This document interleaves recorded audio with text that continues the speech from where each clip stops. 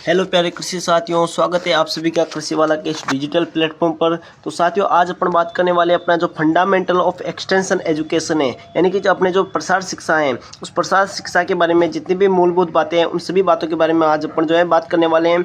और आज अपन जो है कंप्लीट वन शॉट करने वाले हैं, और इसी क्लास में जो है ना, इसी सेशन में अपन जो कंप्लीट जो फंडामेंटल ऑफ एक्सटेंशन एजुकेशन है, इसको लेके बात करने वाले हैं। और आज के इस सेशन में अपन जो ये जो अपना सब्जेक्ट है, इसको अपन जो है ना चैप्टर वाइज पढ़ेंगे और अलग अलग चैप्टर के रूप में अपन जो है इस सेशन को कंप्लीट करेंगे। तो स्टार्ट करते हैं। देखो, सबसे पहले अपने जो चैप्टर आता है, उस चैप्टर का नाम होता है क्या? एजुकेशन। देखो, सबसे पहला अपना जो टॉपिक आता है एजुकेशन। एजुकेशन क्या होता है? देखो, सबसे पहले अपन को बात करनी होती है एजुकेशन को, बाद में आता है अपने पास एक्सटेंशन। यानी अपन एजुकेशन के साथ कौन सा शब्द जोड़ते हैं? एक्सटेंशन। तब जाके अपना बनता है कौन सा? एक्सटेंशन एजुकेशन, यानी प्रसार शिक्षा। यानी कि अपन सबसे पहले बात करेंगे एजुकेशन को लेके। सबसे पहले अपन को शिक्षा को लेकर बात करनी होती है, फिर अपन बाद में प्रसार को लेकर बात करते हैं। तो सबसे पहले बात करते हैं एजुकेशन को लेके। एजुकेशन क्या होती है? देखो, एजुकेशन का अर्थ होता है, देखो कि एजुकेशन जो है ना, एजुकेशन लैटिन भाषा के शब्दों से मिलकर बनी होती है। यानी एजुकेशन कौन सी भाषा का शब्द है? सबसे पहली बात याद रखनी है, एजुकेशन जो है लैटिन भाषा का शब्द है। कौन सी भाषा का शब्द है?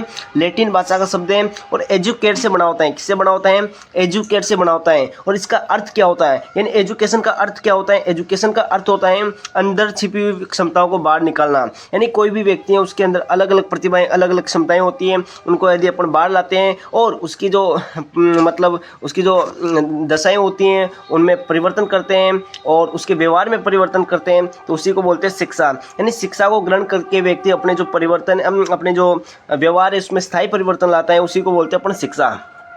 आगे बात करते हैं। देखो, शिक्षा का अर्थ क्या होता है, एक बार देख लेते हैं।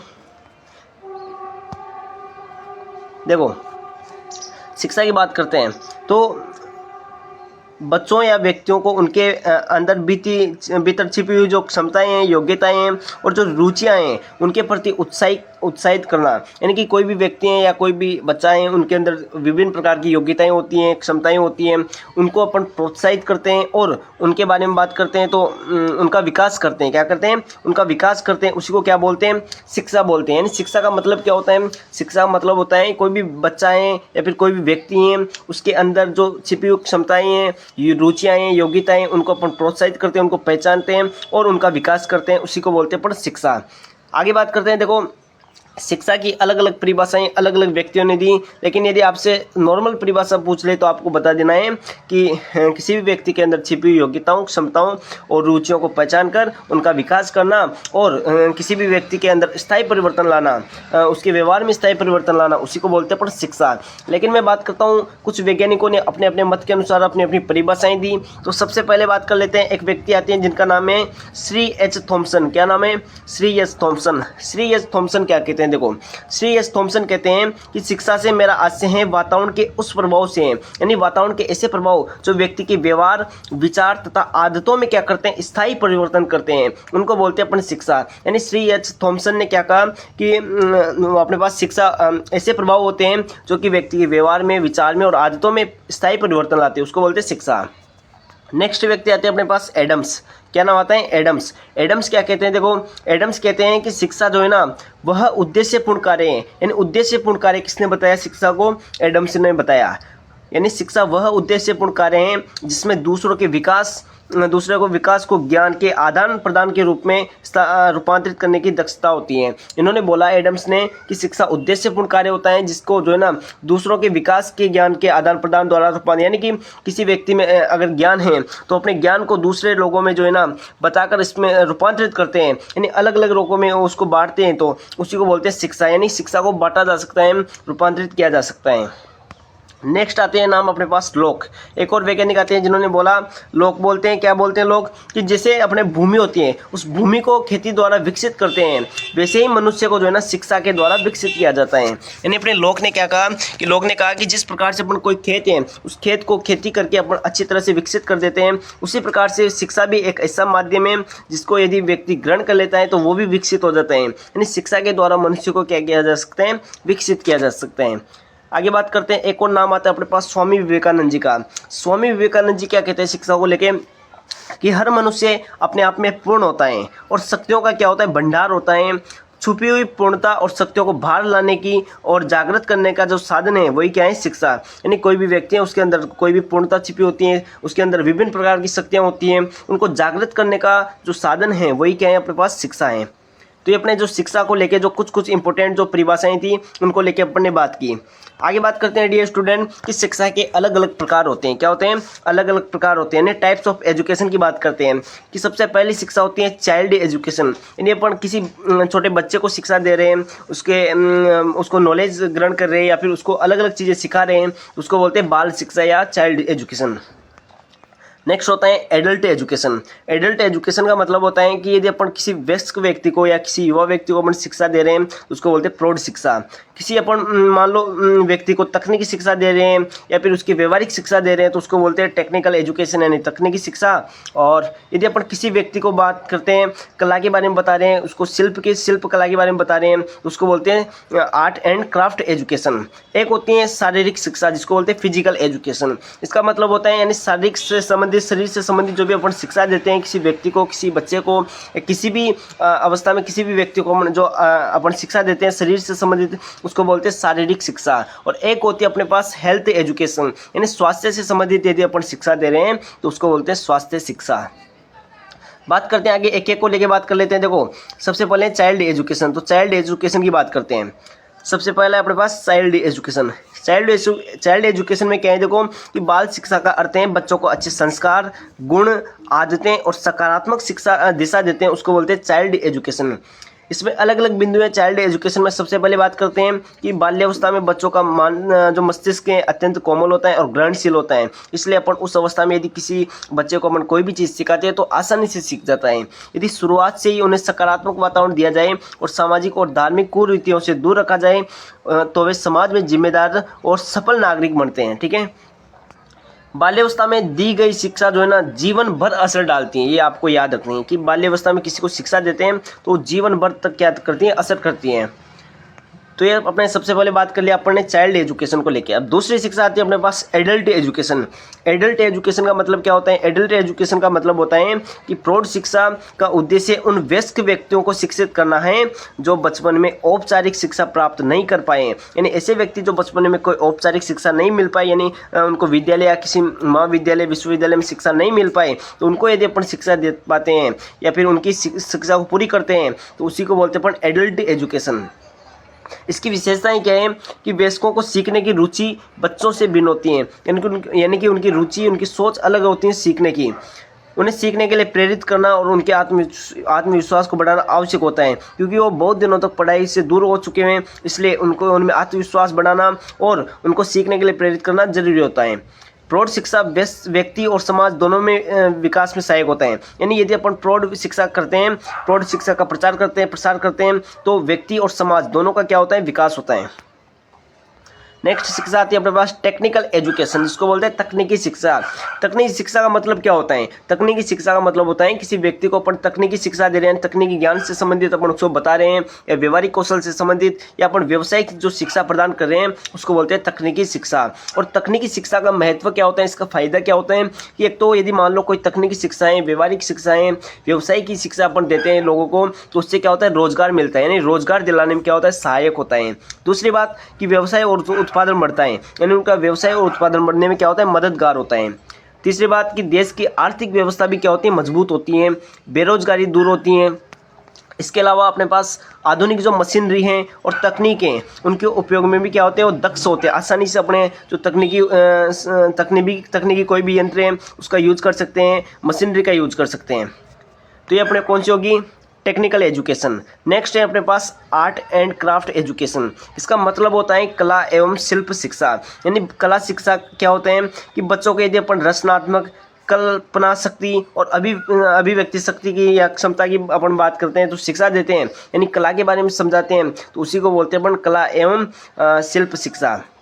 इसमें अलग अलग गतिविधियाँ होती हैं, जैसे मान लो किसी बच्चे को अपन कला में जैसे मान लो नृत्य सिखा सकते हैं, उसको अपन क्या कर सकते हैं, संगीत सिखा सकते हैं। इसके अलावा अपन कविता की शिक्षा दे सकते हैं, कहानी लेखन की शिक्षा दे सकते हैं, नाटक लेखन की शिक्षा दे सकते हैं, चित्रकला की शिक्षा दे सकते हैं और हस्तकला या शिल्प कला की जो है शिक्षा देते हैं, तो उसको बोलते हैं आर्ट एंड क्राफ्ट एजुकेशन।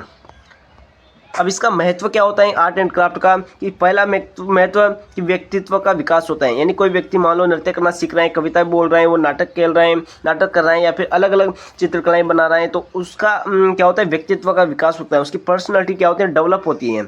दूसरी बात कि समाज और संस्कृति के प्रति संवेदनशील बना होता है। यानी समाज और संस्कृति के प्रति क्या होता है संवेदनशील होता है।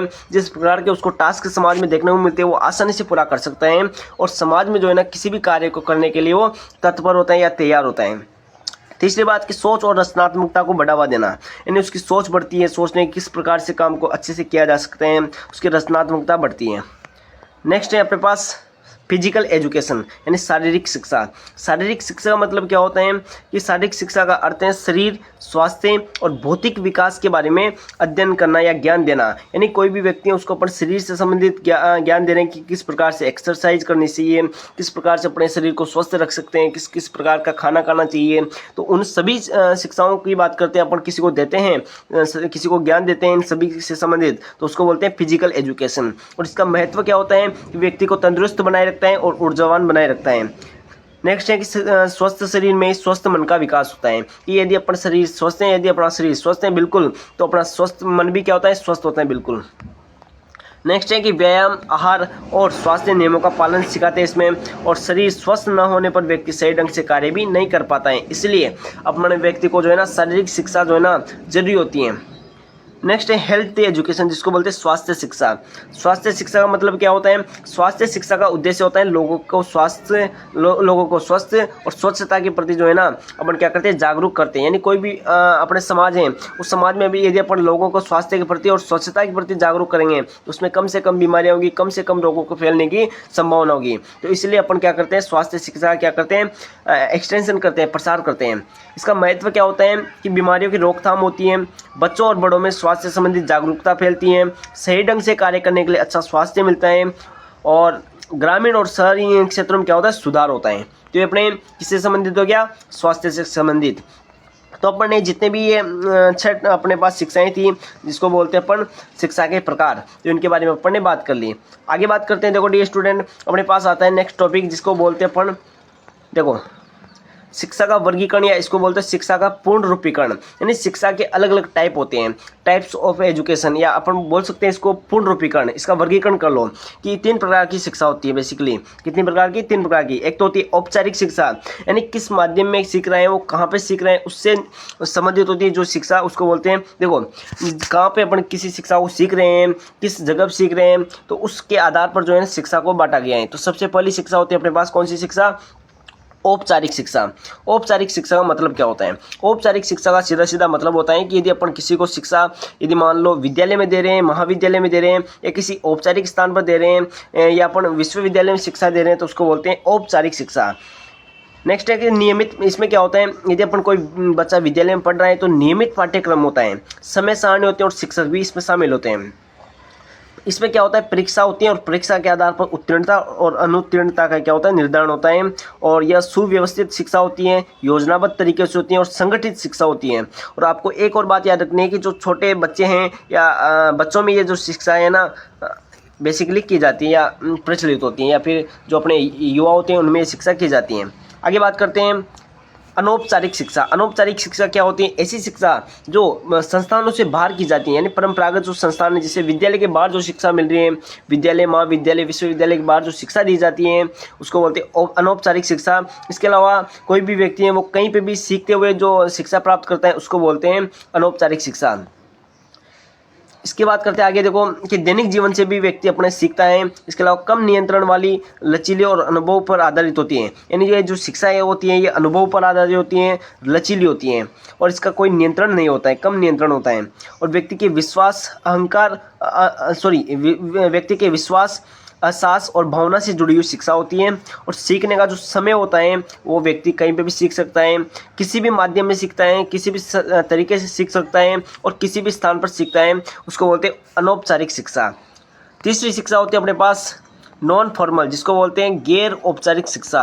इस गैर औपचारिक शिक्षा का मतलब क्या होता है, इसका मतलब होता है कि मान्यता प्राप्त लेकिन संस्थागत शिक्षा से बाहर होती है। यानी ऐसी शिक्षा जो संस्थानों में नहीं की जाती है लेकिन वो मान्यता होती है, उस शिक्षा की मान्यता होती है, उसको बोलते हैं गैर औपचारिक शिक्षा।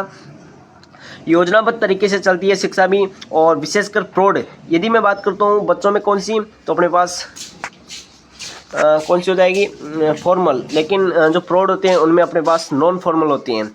इसमें कौशल, कार्यक्षमता और व्यवहार में क्या होता है, सुधार होता है। और लचीली, समय स्वतंत्र और जीवन उपयोगी शिक्षा होती है। राष्ट्रीय विकास और सामाजिक सुधार में योगदान होता है।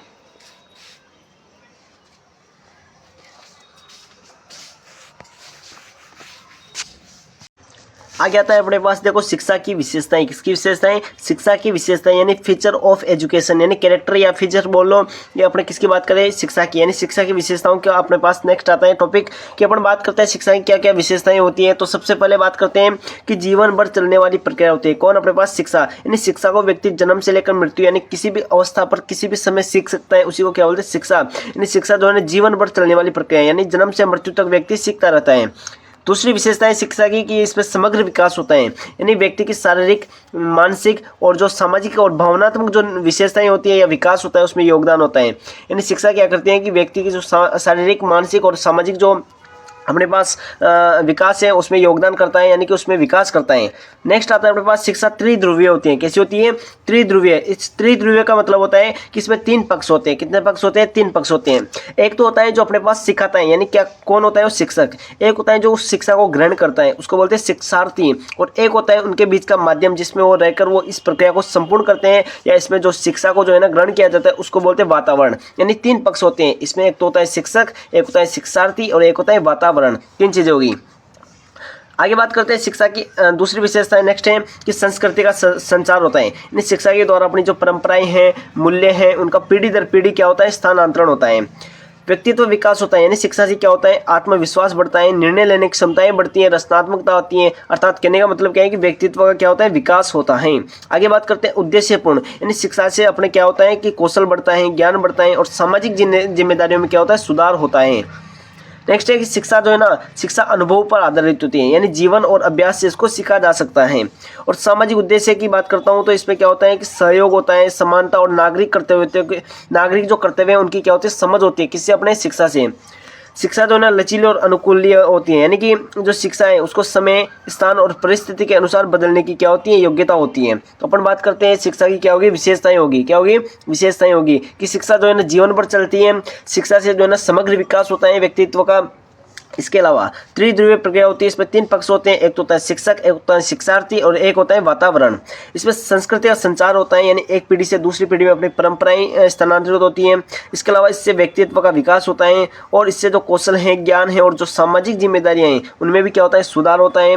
अनुभव पर आधारित होती है शिक्षा, इसलिए इसको कहीं पर भी सीखा जा सकता है। और इसके अलावा जीवन और अभ्यास से सीखते हैं। सामाजिक उद्देश्य क्या होता है, सहयोग और समानता और नागरिक कर्तव्यों की क्या आती है, समझ बढ़ती है। किससे, अपने शिक्षा से। और शिक्षा जो है ना लचीली होती है और अनुकूल नहीं होती है, यानी कि शिक्षा को किसी भी स्थान पर, किसी भी समय पर, कहीं पे भी, किसी भी अवस्था में सीख सकते हैं। तो वही क्या होती है, अपनी शिक्षा। तो इस शिक्षा की विशेषताएं थी, ये इनके बारे में अपन ने बात कर लिया। आगे बात करते हैं अपने नेक्स्ट दूसरा टॉपिक आते हैं अपने पास जिसको बोलते हैं एक्सटेंशन एजुकेशन। सबसे पहले तो अपन ने किसकी बात कर ली, एजुकेशन की बात कर ली। फिर आगे बात करते हैं, देखो एक्सटेंशन एजुकेशन। एक्सटेंशन एजुकेशन क्या होता है, देखो एक्सटेंशन एजुकेशन का मतलब होता है, इसको बोलते हैं प्रसार शिक्षा। क्या बोलते हैं, प्रसार शिक्षा। इसमें एक्सटेंशन का अर्थ होता है, देखो विस्तार या फैलाव। क्या होता है, विस्तार या फैलाव। और शिक्षा का मतलब क्या होता है कि अनुभव द्वारा या किसी भी ज्ञान को अपन सीखते हैं। यानी कि देखो 2 शब्द होते हैं, एक तो होता है एक्सटेंशन, एक होता है एजुकेशन। एजुकेशन का मतलब होता है ज्ञान, या उसको बोलते हैं किसी भी चीज़ को सीखना यानी ज्ञान। और एक होता है अपने पास प्रसार यानी विस्तार। यानी कि अपन बात करते हैं तो विद्यालय के बाद दी जाने वाली जो भी व्यावहारिक शिक्षा होती है जिससे ग्रामीण लोग करके सीखते हैं, यानी लर्निंग बाय डूइंग। यानी प्रसार शिक्षा क्या होती है, जिसको व्यक्ति करके सीखता है उसको बोलते हैं प्रसार शिक्षा। यानी इसके द्वारा जो है ना ज्ञान का क्या होता है, प्रसार होता है, विस्तार होता है। और एक्सटेंशन की बात करता हूँ तो ये 3 शब्दों से मिलकर बना होता है, जो कि लैटिन भाषा के शब्द होते हैं, जिसमें पहला शब्द तो होता है एक्स, एक शब्द होता है कट और एक होता है टेंसिस। यानी 3 शब्दों से मिलकर बना होता है अपने पास एक्सटेंशन। तो दोबारा से देख लो एक बार एक्सटेंशन को, देखो एक बार दोबारा से देख लो कि एक्सटेंशन का मतलब क्या होता है। कि एक्सटेंशन की मैं बात करता हूँ यहाँ पे, तो एक्सटेंशन का मतलब होता है कि अपने जो विद्यालय के बाद जो भी अपने पास व्यवहारिक शिक्षा होती है, जिसको अपन प्रचार प्रसार के द्वारा अपन फैला सकते हैं, उसको बोलते हैं प्रसार शिक्षा। यानी ज्ञान को जब अपन ज्ञान का जब अपन प्रसार करते हैं, उसका विस्तार करते हैं, तो उसी को बोलते हैं प्रसार शिक्षा। और याद रखना है कि प्रसार शिक्षा लैटिन भाषा का शब्द है। कौन सी भाषा का शब्द है? प्रसार। लैटिन भाषा का शब्द एक्सटेंशन, और ये 3 शब्दों से बना होता है। आगे बात करते हैं कि इसकी अलग अलग डेफिनेशन होती हैं। कि सबसे पहले एक व्यक्ति आते हैं जिनका नाम है केल्से एंड हर्नी। क्या नाम होता है? केल्से एंड हर्ने। और ये क्या बोलते हैं शिक्षा के, इसके एजुकेशन के बारे में, एक्सटेंशन एजुकेशन के बारे में, कि extension is an out of school system of education in which adults and youth learning by doing. इसका मतलब होता है कि एक्सटेंशन क्या होती है? आउट ऑफ स्कूल सिस्टम, यानी विद्यालय के बाहर सीखा जाने वाला एक तंत्र होता है जो कि शिक्षा का एक भाग होता है। इसमें क्या होता है कि एडल्ट यानी जो प्रौढ़ होते हैं, इसके अलावा प्रौढ़ यानी वयस्क, इसके अलावा यूथ यानी जो युवा होते हैं, वो करके सीखते हैं। लर्निंग बाय डूइंग यानी करके क्या होता है? सीखते हैं।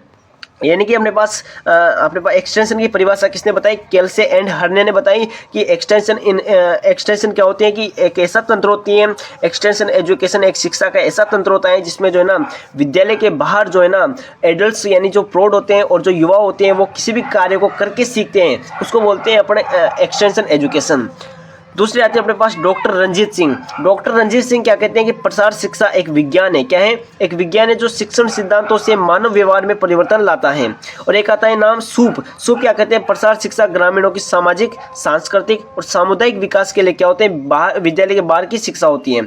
तो आपको ये जो है डेफिनेशन याद हो जाए तो कर लेना, वरना इतना इंपॉर्टेंट नहीं है। आगे बहुत सारी योजनाएं भी आएगी, तो उनको अपन को याद रखना है अच्छे से। ये हो जाए तो ठीक है, नहीं हो तो ज़्यादा लोड नहीं लेना है। आगे बात करते हैं, देखो हिस्ट्री को लेके, कि हिस्ट्री की बात करता हूँ कि अपने जो एक्सटेंशन है उसकी क्या हिस्ट्री है, क्या क्या इतिहास है। तो सबसे पहले बात करते हैं विश्व को लेके, कि विश्व में सबसे पहले जो प्रसार है या एक्सटेंशन है, उसका प्रयोग कहाँ पे किया गया? तो यूएसए में। कहाँ पे किया गया? यूएसए में। यदि मान लो ऑब्जेक्टिव में आ जाए तो आपको यूएसए याद रखना है। प्रथम प्रसार कार्य जो है ना 1705 में जो है ना फिलाडेल्फिया ने किया गया। कहाँ पे किया गया? फिलाडेल्फिया में किया गया। और भारत में मैं बात करता हूँ तो प्रथम प्रसार कार्य जो है ना 1956 में किया गया। कब किया गया? 1956 में साबुर भागलपुर बिहार में किया गया। कहाँ पे किया गया? बिहार में। कहाँ पे किया गया? बिहार में। आगे बात करते हैं कि आईसीआर की स्थापना, मैं राजस्थान में बात करता हूँ तो राजस्थान में आईसीआर की स्थापना कब की गई? तो आईसीआर की जो कि अपने प्रसार से संबंधित है, ये भी एक शिक्षा का प्रसार करने का एक माध्यम है। तो इसकी स्थापना की बात करता हूँ 1928 में की गई और रॉयल कमीशन के द्वारा की गई। किसके द्वारा? रॉयल कमीशन के द्वारा की गई। और उस टाइम पे जब इसकी स्थापना हुई थी तो उस टाइम पे इसका नाम था imperial council of agriculture research. क्या नाम था? Imperial council of agriculture research. और अभी प्रेजेंट टाइम पे इसका जो नाम है Indian council of agriculture research है। आगे बात करते हैं, तो ये अपने किसको लेके बात कर ली? अपने हिस्ट्री को लेके। ये भी हो जाए याद तो ठीक है, वरना ज़्यादा लोड नहीं लेना, लेकिन थोड़ा बहुत याद रखना है कि पूछ लेना कि भारत में कहाँ पे स्टार्ट किया गया, सबसे पहले प्रसार को स्टार्ट किया गया, इसके अलावा विश्व में कहाँ पे किया गया, और ये आपको आईसीआर की स्थापना को लेके याद रखना है। आगे बात करते हैं एक अपने पास स्कोप को बात करते हैं। तो स्कोप क्या होता है? यानी अपने एक्सटेंशन एजुकेशन है, इसमें क्या क्या क्षेत्र होते हैं, क्या क्या स्कोप होता है, उसकी बात करते हैं। कि सबसे पहला स्कोप होता है कृषि विकास। यानी अपन एक्सटेंशन एजुकेशन का प्रयोग करते हैं तो उससे क्या होता है? कृषि का विकास होता है। जैसे मान लो उन्नत तकनीक आती है, किस कृषि में अलग अलग तकनीकें देखने को मिलती हैं। इसके अलावा बीज, खाद, सिंचाई और यानी कि बीजों के उत्पादन ज़्यादा होता है, खाद और सिंचाई का प्रबंधन अच्छे से कर सकते हैं। इसके अलावा उत्पादकता में क्या होती है? वृद्धि होती है। तो एक इससे क्या होता है? कृषि का विकास होता है। तो सबसे पहला जो स्कोप हो गया अपने एक्सटेंशन का, वो क्या हो जाएगा? कि कृषि का विकास होता है। दूसरा क्या होता है कि ग्रामीणों का विकास होता है, यानी ग्रामीण विकास होता है। यानी इसमें क्या होता है कि ग्रामीण में, गाँव में जो है ना स्वास्थ्य का विकास होता है, स्वच्छता का, पोषण का विकास होता है। इसके अलावा पर्यावरण और समाज में भी क्या होता है? सुधार होता है। किससे होता है? अपने पास प्रसार शिक्षा से होता है। किससे होता है? प्रसार शिक्षा से होता है। तीसरी बात करता हूँ कि अपने पास प्रसार शिक्षा से पहला तो क्या कृषि का विकास होता है, दूसरी बात ग्रामीण का विकास होता है। तीसरी बात करता हूँ मैं कि महिला एवं युवा का क्या होता है? विकास होता है। यानी जो महिला होती हैं और युवाएं होते हैं उनका क्या होता है? विकास होता है। और कौशल प्रशिक्षण और वयस्क शिक्षा, इसके द्वारा अपन जो है मतलब महिलाओं में और युवाओं में क्या कर सकते हैं? विकास कर सकते हैं। आगे बात करते हैं कुटीर एवं लघु उद्योगों का क्या होता है? विकास होता है। जैसे मान लो डेयरी है, पोल्ट्री है, मशरूम है, मधुमक्खी पालन है, इनका क्या होता है? विकास होता है। इसके अलावा सामाजिक संस्कृति का भी क्या होता है? विकास होता है। तो आपको याद रखना है इसको लेके किस क्या क्या स्कोप होते हैं अपने एक्सटेंशन को लेके, कि ग्रामीण का विकास होता है, कृषि का विकास होता है, महिलाओं और युवाओं का विकास होता है, इसके अलावा उद्योगों का विकास होता है। तो आपको ये थोड़ी सी बातें याद रखनी है। आगे बात करते हैं, देखो नेक्स्ट आता है अपने पास ऑब्जेक्टिव, यानी क्या क्या उद्देश्य होते हैं अपने एक्सटेंशन एजुकेशन के, कि प्रसार शिक्षा के क्या क्या उद्देश्य होते हैं, क्यों अपन जो प्रसार शिक्षा का अध्ययन करते हैं, प्रसार शिक्षा को अपन पढ़ते हैं, यहाँ पे क्या कारण होता है इसका, तो क्या क्या उद्देश्य होते हैं या फिर प्रसार क्यों करते हैं, उसके सारे उद्देश्यों को बात करते हैं। तो सबसे पहला होता है शैक्षिक उद्देश्य, यानी क्या होता है कि इसमें व्यक्ति के जो ज्ञान है, मनोवृत्ति है, कौशल है, उसमें सुधार होता है, यानी उसकी शिक्षा में क्या होता है, सुधार होता है किसी अपने एक्सटेंशन से। आगे बात करते हैं कि आजीवन सीखने की भावना होती है शिक्षा से, प्रसार शिक्षा से। इसके अलावा नए ज्ञान का क्या होता है, अपन को अनुभव होता है, नए ज्ञान से अपन परिचित होते हैं, किसके द्वारा, एक्सटेंशन एजुकेशन के द्वारा। और यही इसका उद्देश्य होता है कि हर जगह जो है ना शिक्षा क्या हो, शिक्षा क्या हो, प्रचार प्रसार, और शिक्षा के प्रति जो है लोग जागरूक हो, और शिक्षा जो है ना हर जगह उपलब्ध हो। तो यही अपने क्या हो जाएगा, इसका मुख्य उद्देश्य हो जाएगा कि अपने पास ज्ञान और मनोवृत्ति में क्या होता है, सुधार करना होता है, आजीवन सीखने की भावना होती है, और नए ज्ञान से क्या होना, परिचित होना। आगे बात करते हैं, दूसरा उद्देश्य होता है कि भौतिक उद्देश्य। क्या होता है, भौतिक उद्देश्य, यानी किसका उद्देश्य होता है, उत्पादन और आय में वृद्धि करना। तो ये भी क्या होता है, इस अपने एक्सटेंशन एजुकेशन का एक उद्देश्य होता है। कार्य दक्षता बढ़ती है। इसके अलावा ग्रामीण अर्थव्यवस्था को मजबूत बनाना उद्देश्य होता है, और रोजगार उपलब्ध करवाना। नेक्स्ट उद्देश्य होता है सामाजिक और सांस्कृतिक उद्देश्य, यानी सामुदायिक विकास करना, यानी समाज का एक विकास करना और सांस्कृतिक प्रगति करना। इसके अलावा समाज में एकता, सहयोग और नेतृत्व बनाए रखना। इसके लिए अपन जो है ना क्या करते हैं, प्रसार शिक्षा करते हैं। आगे बात करते हैं आधारभूत उद्देश्य क्या होते हैं, कि व्यक्ति को आत्मनिर्भर बनाना, यानी व्यक्ति जब आत्मनिर्भर रहेगा तो उसकी पूर्तियां जो है ना वो आसानी से अपनी आवश्यकताओं की आसानी से पूर्ति कर सकता है। इसलिए व्यक्ति जो है ना आत्मनिर्भर बनाने के लिए, व्यक्तियों को आत्मनिर्भर करने के लिए अपन जो है ना प्रसार शिक्षा का प्रयोग करते हैं। साधारण उद्देश्य क्या होता है, कि साधारण उद्देश्य में किसानों की आय बढ़ाना, इसके अलावा खुशहाल जीवन उपलब्ध कराना, नई तकनीक का सही उपयोग करना। तो ये आपको याद रखना है। आगे बात करते हैं कि प्रोसेस क्या होती है, प्रोसेस ऑफ एक्सटेंशन एजुकेशन, यानी प्रसार शिक्षा अपन कर तो रहे हैं लेकिन करेंगे कैसे, इसकी क्या क्या प्रक्रियाएं होती हैं उनको बात करते हैं। तो सबसे पहला होता है कि स्टडी ऑफ सिचुएशन, यानी आप किसी भी जगह पर किसी भी चीज़ का, यानी शिक्षा का अपन प्रसार कर रहे हैं, किसी भी जगह पर शिक्षा का प्रसार कर रहे हैं तो उसकी स्थिति का अध्ययन होना चाहिए। यदि मान लो अपन ऐसे एरिया में जाएंगे जहाँ पे पहले से ही एजुकेटेड पर्सन रहते हैं तो वहाँ पे जो है ना शिक्षा का प्रसार, शिक्षा का ज़्यादा महत्व नहीं है। लेकिन यदि अपन ऐसे ग्रामीण इलाकों में जाते हैं जहाँ पे शिक्षा का अभाव होता है तो वहाँ पे यदि अपन शिक्षा का प्रसार करते हैं तो उससे क्या होता है, उसका बहुत ज़्यादा महत्व बढ़ता है और शिक्षा का भी क्या होता है, प्रसार होता है। तो स्थिति का अध्ययन करना, सबसे पहले कि क्षेत्र कैसा है, वहाँ पे संसाधन है कि नहीं है, तो क्षेत्र संसाधन और समस्याओं को समझना। दूसरा होता है कि ऑब्जेक्टिव एंड सॉल्यूशन, यानी वहाँ पे क्या क्या उद्देश्य हैं, वहाँ पे क्यों कर रहे हैं अपन, इसके अलावा वहाँ पे करेंगे तो वहाँ पे समाधान है कि नहीं है, वहाँ पे शिक्षा का प्रसार किया जा सकता है कि नहीं किया जा सकता। तो आपको याद रखना है कि लक्ष्य निर्धारित कर समाधान और कार्यक्रम तय करना। तीसरा होता है प्रक्रिया में सबसे पहला तो कौन सा हो गया, situation of study of situation, यानी स्थिति का अध्ययन करना। दूसरा होता है उद्देश्य और समाधान। तीसरा होता है शिक्षण योजना। शिक्षण योजना का मतलब क्या होता है कि कब करना है वहाँ पे शिक्षा का प्रसार, कैसे करना है और क्यों करना है, क्या सिखाना है वहाँ पे क्या क्या चीज़ें उपलब्ध करवानी है, तो वो पूरी योजना बनाना, यानी शिक्षण योजना। फिर बात करते हैं मूल्यांकन, यानी वहाँ पे अपने मान लो विकास भी किया, शिक्षा का प्रसार भी किया, वहाँ पे सब कार्य किया कि इस प्रकार से करना चाहिए, वो सब अपने फॉलो किया, तो उसके बाद अपन को क्या मूल्यांकन मिला, यानी सफलता मिली कि अपन को असफलता मिली, तो वो भी अपन को इसके चरण में याद रखना है। सफलता व सुधार देखना। इसके अलावा पुनर्विचार, यानी फिर से अपन को देखना है कि कोई कमी रह गई तो उसको किस प्रकार से दूर किया जा सकता है, तो आवश्यक परिवर्तन कर कार्यक्रम को और प्रभावी बनाना। तो ये आपको याद रखना है कि जो है शिक्षा के क्या हो जाएंगे, प्रसार शिक्षा की प्रक्रिया के चरण हो जाएंगे। आगे बात करते हैं, देखो प्रिंसिपल ऑफ एक्सटेंशन एजुकेशन, यानी पर जो प्रसार शिक्षा होती है उसके क्या क्या सिद्धांत होते हैं, यानी किन किन सिद्धांतों पर जो है ना प्रसार शिक्षा करते हैं। तो सबसे पहला सिद्धांत होता है आवश्यकता और रुचि का सिद्धांत। क्या होता है, आवश्यकता और रुचि का सिद्धांत। आवश्यकता और रुचि का सिद्धांत क्या कहता है कि जो प्रसार शिक्षा है वो कार्यक्रम, प्रसार शिक्षा का जो कार्यक्रम है वो ग्रामीणों की जरूरतों पर आधारित होना चाहिए। किस पर आधारित होना चाहिए, ग्रामीणों की जरूरत पर आधारित होना चाहिए।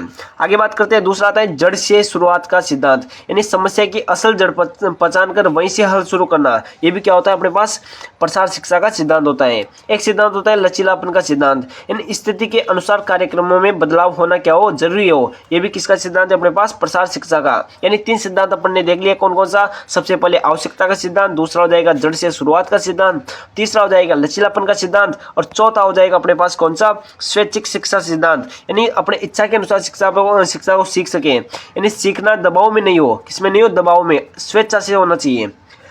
चौथा है अपने सॉरी पांचवा है स्वयं सहायता सिद्धांत, यानी व्यक्ति स्वयं प्रयास करके सीख सकता है। ये भी किसका सिद्धांत होता है? शिक्षा का, प्रसार शिक्षा का।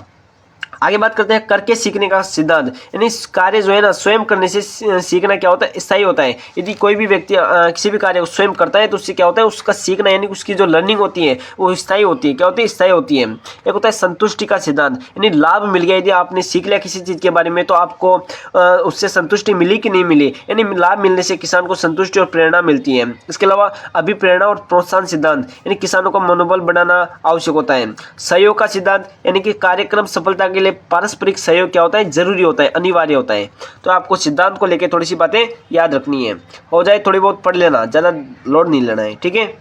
आगे बात करते हैं, देखो नेक्स्ट क्या आता है अपने पास? तीसरा चैप्टर। अपने 2 चैप्टर पढ़ लिया। सबसे पहले तो अपन ने किसके बारे में देख लिया? शिक्षा के बारे में। शिक्षा के बारे में देख लिया। शिक्षा क्या होता है कि शिक्षा जो है ना, देखो शिक्षा के बारे में अपन ने देख लिया कि शिक्षा क्या होती है कि शिक्षा एक ऐसा माध्यम होती है जिसके द्वारा अपन जो है ना व्यवहार में क्या करते हैं? स्थायी परिवर्तन करते हैं। क्या करते हैं? स्थायी परिवर्तन करते हैं। और प्रसार शिक्षा क्या होती है कि जब अपन शिक्षा का प्रचार प्रसार करते हैं तो जो है ना व्यक्ति होती है उनके व्यवहार में, कौशल में जो है ना सुधार किया जा सकता है, उसको बोलते हैं प्रसार शिक्षा। यानी शिक्षा के द्वारा जो है ना शिक्षा का प्रचार प्रसार करके जो है ना वहाँ की क्षेत्र, वहाँ की आजीविका और वहाँ का जो उनका आत्मविश्वास होता है उसको बढ़ाना, ये क्या होता है? प्रसार शिक्षा का उद्देश्य होता है। तो शिक्षा के बारे में थोड़ा सा आपको याद रखना है। आगे बात करते हैं, देखो नेक्स्ट आता है अपने पास एक्सटेंशन प्रोग्राम प्लानिंग, यानी प्रसार प्रसार कार्यक्रम नियोजन। क्या होता है? प्रसार कार्यक्रम नियोजन। इसकी बात करते हैं कि कार्यक्रम जो नियोजन है ये 2 शब्दों से मिलकर बना होता है। कितने शब्दों से? 2 शब्दों से मिलकर बना होता है। कौन कौन से 2 शब्द हैं? तो आपको उसके बारे में याद रखना है कि एक तो होता है कार्यक्रम और एक होता है नियोजन। अब कार्यक्रम क्या होता है यदि पूछ लेना आपको कि कार्यक्रम क्या होता है, प्रोग्राम क्या होता है इंग्लिश में आ जाए, तो कार्यक्रम की याद रखना है कि विभिन्न प्रकार की गतिविधियों का सूचक, यानी अलग अलग अपन गतिविधियां करते हैं, उन गतिविधियों का पहचाना यानी उनका सूचक क्या होता है, किसे पता चल जाए कौन सी गतिविधि कर रहे हैं, उसी को बोलते हैं कार्यक्रम। और नियोजन का मतलब क्या होता है कि कार्यक्रम में क्या हो रहा है, कैसे हो रहा है और क्यों किया जा रहा है, तो उनका पता लगाना वो क्या कहलाता है? नियोजन कहलाता है। और इन सभी का स्पष्ट उल्लेख किसमें मिलता है? नियोजन में मिलता है।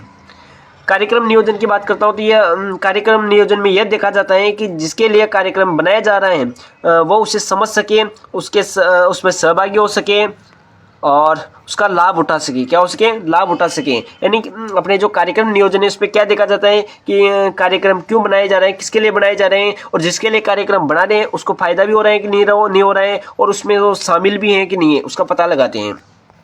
आगे बात करते हैं वर्तमान स्थिति का ज्ञान, उसका विश्लेषण, समस्याओं एवं आवश्यकताओं की पहचान करना, उद्देश्य का निर्धारण करना, वैज्ञानिक आधार पर समस्या का क्या करना? हल करना या समाधान करना। ये क्या होता है? इसमें शामिल होता है। किसमें? कार्यक्रम नियोजन में शामिल होता है। तो ये आपको थोड़ा सा याद रखना है। आगे बात करते हैं परिभाषाएं, कि अपने परिभाषाएं बहुत सारी हो गई। अपने शिक्षा की बात कर ली, अपने पास प्रसार शिक्षा की बात कर ली और एक और परिभाषा याद आती है अपने किसको लेके? प्रसार कार्यक्रम नियोजन को लेके। तो सबसे पहले बात करते हैं, एक व्यक्ति आता है जिसका नाम है गर्ग। क्या नाम आता है? गर्ग। गर्ग क्या कहते हैं कि कार्यक्रम नियोजन वह प्रक्रिया है जिसके द्वारा कार्यों, गतिविधियों एवं रूपरेखा को इस प्रकार से व्यवस्थित किया जाता है कि कार्यक्रम सही दिशा में हो सके और सफल हो सके। यानी गर्ग कहते हैं कि जो है ना कार्यक्रम नियोजन वह प्रक्रिया है जिसके द्वारा जो कार्य होते हैं, गतिविधियां होती हैं, उनको इस प्रकार से व्यवस्थित करते हैं ताकि जो है ना अपने कार्यक्रम क्या हो सके? सफल हो सके। तो उसको बोलते हैं कार्यक्रम नियोजन। आगे बात करते हैं विघ्नस। विघ्नस क्या बोलते हैं कि विघ्नस बोलते हैं कि अच्छे प्रकार समझकर तय किए गए उद्देश्यों की सूची जो स्थिति विश्लेषण के आधार पर बनाई जाती है, जिन्हें प्रसार कार्यों के द्वारा पूरा किया जाता है। यानी अपन बात करते हैं विघ्नस क्या कहते हैं। देखो विघ्नस के बारे में सीधा सीधा समझना, ये कहते हैं कि जो प्रसार कार्य होते हैं, कि जितने भी अपने प्रसार कार्य से संबंधित जो उद्देश्य होते हैं उन उद्देश्यों की सूची बनाकर उस पर अपन जो कार्य करते हैं तो उसके द्वारा जो है ना उसको जो कार्य करके अपन प्रसार शिक्षा के द्वारा उसको पूरा करते हैं ना, तो उसको बोलते हैं कार्यक्रम नियोजन। क्या बोलते हैं? आगे बात करते हैं डियर स्टूडेंट अपने प्रसार कार्यक्रम के उद्देश्य को लेके। इसको लेके कि प्रसार कार्यक्रम जो है अपने उसके उद्देश्य क्या क्या होते हैं, कि सबसे पहले बात करता हूं कि प्रसार कार्यक्रम का मुख्य उद्देश्य होता है व्यक्ति के व्यवहार, ज्ञान, समझ और कार्यकुशलता और दृष्टिकोण में क्या लाना? परिवर्तन लाना। कि क्या उद्देश्य होता है, अपने क्यों प्रसार कार्यक्रम करते हैं, उसका उद्देश्य होता है कि जो व्यक्ति होता है उसके व्यवहार में, ज्ञान में और समझ में क्या करना? कार्यकुशलता में लाना। यानी अपने पास जो व्यक्ति होता है उसके व्यवहार, ज्ञान, समझ और कार्यकुशलता और दृष्टिकोण में क्या लाना? परिवर्तन लाना। क्या लाना? परिवर्तन लाना। और इसके अंतर्गत क्या होता है कि देखो क्या करना है कि कार्यक्रम प्रसार कार्यक्रम करते हैं उसमें क्या करना है और क्यों करना है इसका निर्णय करना होता है। इसके अलावा कार्यक्रम में उचित निर्णय लेना, नेतृत्व का विकास करना इसके अंतर्गत शामिल होता है। इसके अलावा अपने पास जो कार्यक्रम होता है इसमें वैज्ञानिक आधार पर समस्याओं का समाधान करना, समय और धन के दुरुपयोग को रोकना, कुशलता को बढ़ाना, लोगों के विकास कार्यक्रमों में सहभागी बनाना, यानी लोग जो होते हैं उनको विकास के कार्यक्रमों में सहभागी बनाना और कार्य को सफल बनाने के लिए जो समन्वय स्थापित करना, उन सभी का बारे में अपन जो है किसमें अध्ययन करते हैं। तो अपने पास जो कार्यक्रम होता है प्रसार कार्यक्रम, इस प्रसार कार्यक्रम के अंतर्गत जो है ना अपना अध्ययन करते हैं और इसका मुख्य उद्देश्य होता है, इसलिए अपन करते हैं कि किस प्रकार से अपने को व्यक्तियों के व्यवहार में परिवर्तन करना है, किस प्रकार से नेतृत्व का विकास करना है, इसके अलावा किस प्रकार से अपने उत्पादन को बढ़ाना है, किस प्रकार से जो है समस्याओं का समाधान करना है, उन सभी के बारे में अपन किसमें देखते हैं प्रसार कार्यक्रम में। आगे बात करते हैं सिद्धांत, यानी जो प्रसार कार्यक्रम होता है इसके क्या क्या सिद्धांत होते हैं उनको बात करते हैं। तो सिद्धांत वे नियम होते हैं, सिद्धांत वे नियम होते हैं जिनके आधार पर कोई भी व्यवस्था प्रभावी और सक्षम बनती है, यानी प्रिंसिपल वैसे वे नियम होते हैं जिनके आधार पर कोई भी व्यवस्था है वो प्रभावी बनती है, सक्षम बनती है। प्रभावी प्रसार कार्यक्रम बनने हैं तो निम्न सिद्धांत महत्वपूर्ण होते हैं। सबसे पहला सिद्धांत होता है कि आवश्यकताओं पर आधारित कार्यक्रम, यानी कोई भी अपन कार्यक्रम कर रहे हैं प्रसार से संबंधित तो आवश्यकताओं पर आधारित होना चाहिए, यानी आवश्यकताओं से संबंधित होना चाहिए। यानी ग्रामीण जो लोग होते हैं, यानी ग्रामीणों की जो आवश्यकता होती है उसको ध्यान में रखकर जो है ना ये कार्यक्रम बनाना चाहिए। इसके अलावा वर्तमान स्थिति के अनुसार कार्यक्रम, यानी कार्यक्रम वास्तविक परिस्थितियों पर क्या हो आधारित हो। इसके अलावा उद्देश्य की स्पष्टता, यानी कोई भी कार्यक्रम करें उसमें स्पष्ट होना चाहिए कि किस चीज को लेकर, किस कार्य को लेकर अपने कार्यक्रम करें, तो उससे उद्देश्य को समझे बिना अच्छा कार्यक्रम नहीं बन सकता। इसके अलावा विभिन्न प्रकार के कार्यक्रम, यानी कुछ जल्दी होने वाले कार्यक्रम और कुछ देर से होने वाले कार्यक्रम, दोनों प्रकार के कार्यक्रम शामिल होते हैं। सरलता, यानी कार्यक्रम में जो है ना कार्यक्रम क्या हो सरल हो ताकि किसान आसानी से इसे समझ सके। और व्यवहारिकता, यानी कि कार्यक्रम व्यवहारिक और शिक्षण विधियों के द्वारा चलने वाला होना चाहिए। इसके अलावा जन सहभागिता, यानी कार्यक्रम में किसान प्रसार कार्यकर्ता दोनों का क्या हो सम्मिलित प्रयास होना चाहिए। और राष्ट्रीय उद्देश्य से मेल होना चाहिए, यानी कोई भी कार्यक्रम करें उसका उद्देश्य होना चाहिए कि राष्ट्रीय विकास की दिशा में क्या करना योगदान देना, यानी राष्ट्रीय विकास होना चाहिए। क्या होना चाहिए? राष्ट्रीय विकास होना चाहिए। तो ये सभी क्या हो जाएंगे अपने पास, तो सिद्धांत हो जाएंगे। यानी इन बातों का अपन को ध्यान रखना चाहिए कि आवश्यकताओं पर आधारित होना चाहिए, वर्तमान स्थिति के अनुसार होना चाहिए, उद्देश्य स्पष्ट होना चाहिए, अलग अलग कार्यक्रम होने चाहिए, यानी कोई सरल होने चाहिए मतलब जल्दी होने वाले या फिर देर से होने वाले दोनों ही प्रकार के कार्यक्रम होने चाहिए। सरलता होनी चाहिए यानी किसान आसानी से समझ सके, व्यवहारिकता होनी चाहिए, इसके अलावा जन सहभागिता यानी लोगों का सहयोग होना चाहिए, राष्ट्रीय उद्देश्य से मेल होना चाहिए। तो सारी बातें आपको ध्यान में रखनी है किसको लेके कि सिद्धांत किसके प्रसार कार्यक्रम के। आगे बात करते हैं स्टेप्स यानी कि अपन कार्यक्रम नियोजन कर रहे हैं, इसके चरण की बात करें तो चरण अपने एक बार पहले भी देख ले शायद है ना, अभी देखे थे वो प्रसार शिक्षा के चरण थे, ठीक है ना, प्रसार शिक्षा की प्रक्रिया थी। अब अपन बात करें कार्यक्रम नियोजन के चरण को लेके, तो कार्यक्रम जो नियोजन है इसके चरण की बात करते हैं। सबसे पहले स्थिति का ज्ञान, यानी जो अपने प्रसार जो शिक्षा है उसकी जो प्रक्रिया है उसी से संबंधित अपने क्या हो जाएंगे कार्यक्रम नियोजन के चरण हो जाएंगे। यानी स्थिति का ज्ञान यानी नॉलेज या स्टडी ऑफ सिचुएशन, यानी कि प्रसार कार्यकर्ता को किसानों की वास्तविक स्थिति का ज्ञान होना चाहिए, भूमि, सामाजिक रीतियां और परंपराएं, संगठन, आर्थिक स्थिति आदि का क्या होना चाहिए पता होना चाहिए। दूसरा होता है एनालिसिस ऑफ सिचुएशन, यानी स्थिति का क्या करना विश्लेषण करना, यानी जमा की गई जो जानकारी होता है उसका विश्लेषण करना चाहिए, यानी जिससे किसानों क्या होती है समस्याओं का क्या चलता है अपन को पता चलता है, परिस्थितियां स्पष्ट होती हैं, उसी के अनुरूप अपन क्या बनाते हैं फिर कार्यक्रम नियोजन बनाते हैं। आगे बात करते हैं तीसरा होता है कि डिटर्मिनेशन ऑफ ऑब्जेक्टिव्स, यानी कि अपने पास जो उद्देश्य का निर्धारण होना चाहिए, यानी कार्यक्रम तभी सफल होता है जब उसके क्या हो उद्देश्य स्पष्ट हो कि क्या करना है। बिना उद्देश्य के कार्यक्रम असफल होने की क्या होती है संभावना होती है। समस्याओं की पहचान होनी चाहिए, यानी किसानों की मुख्य समस्याओं का निर्धारण करना चाहिए। इसके अलावा सॉल्यूशन ऑफ प्रॉब्लम्स, यानी क्या क्या समस्याएं हैं उनका समाधान करना चाहिए। यानी प्रसार कार्यकर्ता जो होता है एवं कृषि वैज्ञानिक जो होते हैं ना वो मिलकर समस्याओं का व्यवहारिक समाधान तैयार करते हैं। इसके अलावा मूल्यांकन, यानी कि मूल्यांकन आवश्यक होता है जिससे हमें यह पता चलता है कि अपना जो कार्यक्रम है वो सफल है कार्यक्रम सफल है या असफल है उसका अपन को क्या चलता है पता चलता है, तो ये मूल्यांकन जरूरी होता है। इसके अलावा कमियों को पहचान कर फिर से क्या करना सुधार करना। इसके अलावा पुनर्विचार, यानी अब अपन ने सुधार कर दिया तो अपन फिर से देखेंगे कि उसमें सुधार हुआ या नहीं हुआ, यानी यदि कार्यक्रम में फिर भी कोई कमी रह गई है तो उसको अगले कार्य में क्या करना सुधार करना। तो इसका क्या होता है चरण होते हैं किसका अपने कार्यक्रम नियोजन के। तो आपको चरण याद रखना है कि सबसे पहले स्थिति का ज्ञान होना चाहिए, उसके बाद स्थिति का पता चल गया कि कैसी स्थिति है उसका विश्लेषण करना चाहिए, पूरा विश्लेषण के बाद उसका उद्देश्य स्पष्ट करना चाहिए कि क्या उद्देश्य है। इसके अलावा वहाँ पे फिर अपन को समस्याओं की पहचान करनी है, समस्याओं का समाधान करना है और फिर मूल्यांकन करना है और फिर से क्या करना है, पुनर्विचार करना है। तो आपको क्या हो जाएंगे, कार्यक्रम नियोजन के चरण हो जाएंगे। आगे बात करते हैं, नेक्स्ट अपने चैप्टर आता है चैप्टर नंबर 4, जिसका नाम होता है एक्सटेंशन सिस्टम इन इंडिया, यानी कि जो भारत है उस भारत में किस प्रकार से प्रसार चलाएं, किस प्रकार से प्रसार का तंत्र फैला हुआ है, उसके बारे में बात करते हैं। तो सबसे पहले बात करते हैं कि भारत में जो है ना, स्वतंत्रता से पहले ग्रामीण विकास और कृषि प्रसार कार्य सीमित रूप से शुरू किए गए, यानी कि स्वतंत्रता से पहले ही जो है ना अपने ग्रामीणों के विकास करने के लिए यानी कृषि कार्य सम्मिलित रूप से किए गए थे या सीमित रूप से किए गए थे। और उसके कुछ उद्देश्य थे। क्या उद्देश्य उस टाइम पे भी थे कि सबसे पहले उस टाइम पे भी गरीबी थी, इसलिए उस टाइम पे उद्देश्य थे गरीबी को कम करना। शिक्षा का अभाव था, इसलिए शिक्षा और स्वास्थ्य का बढ़ावा देना, यानी शिक्षा और स्वास्थ्य को बढ़ाना। कृषि और रोजगार के अवसर बढ़ाना, ये भी उस टाइम पे क्या थे, उद्देश्य थे। किससे पहले, स्वतंत्रता से पहले। तो आपको याद रखना है।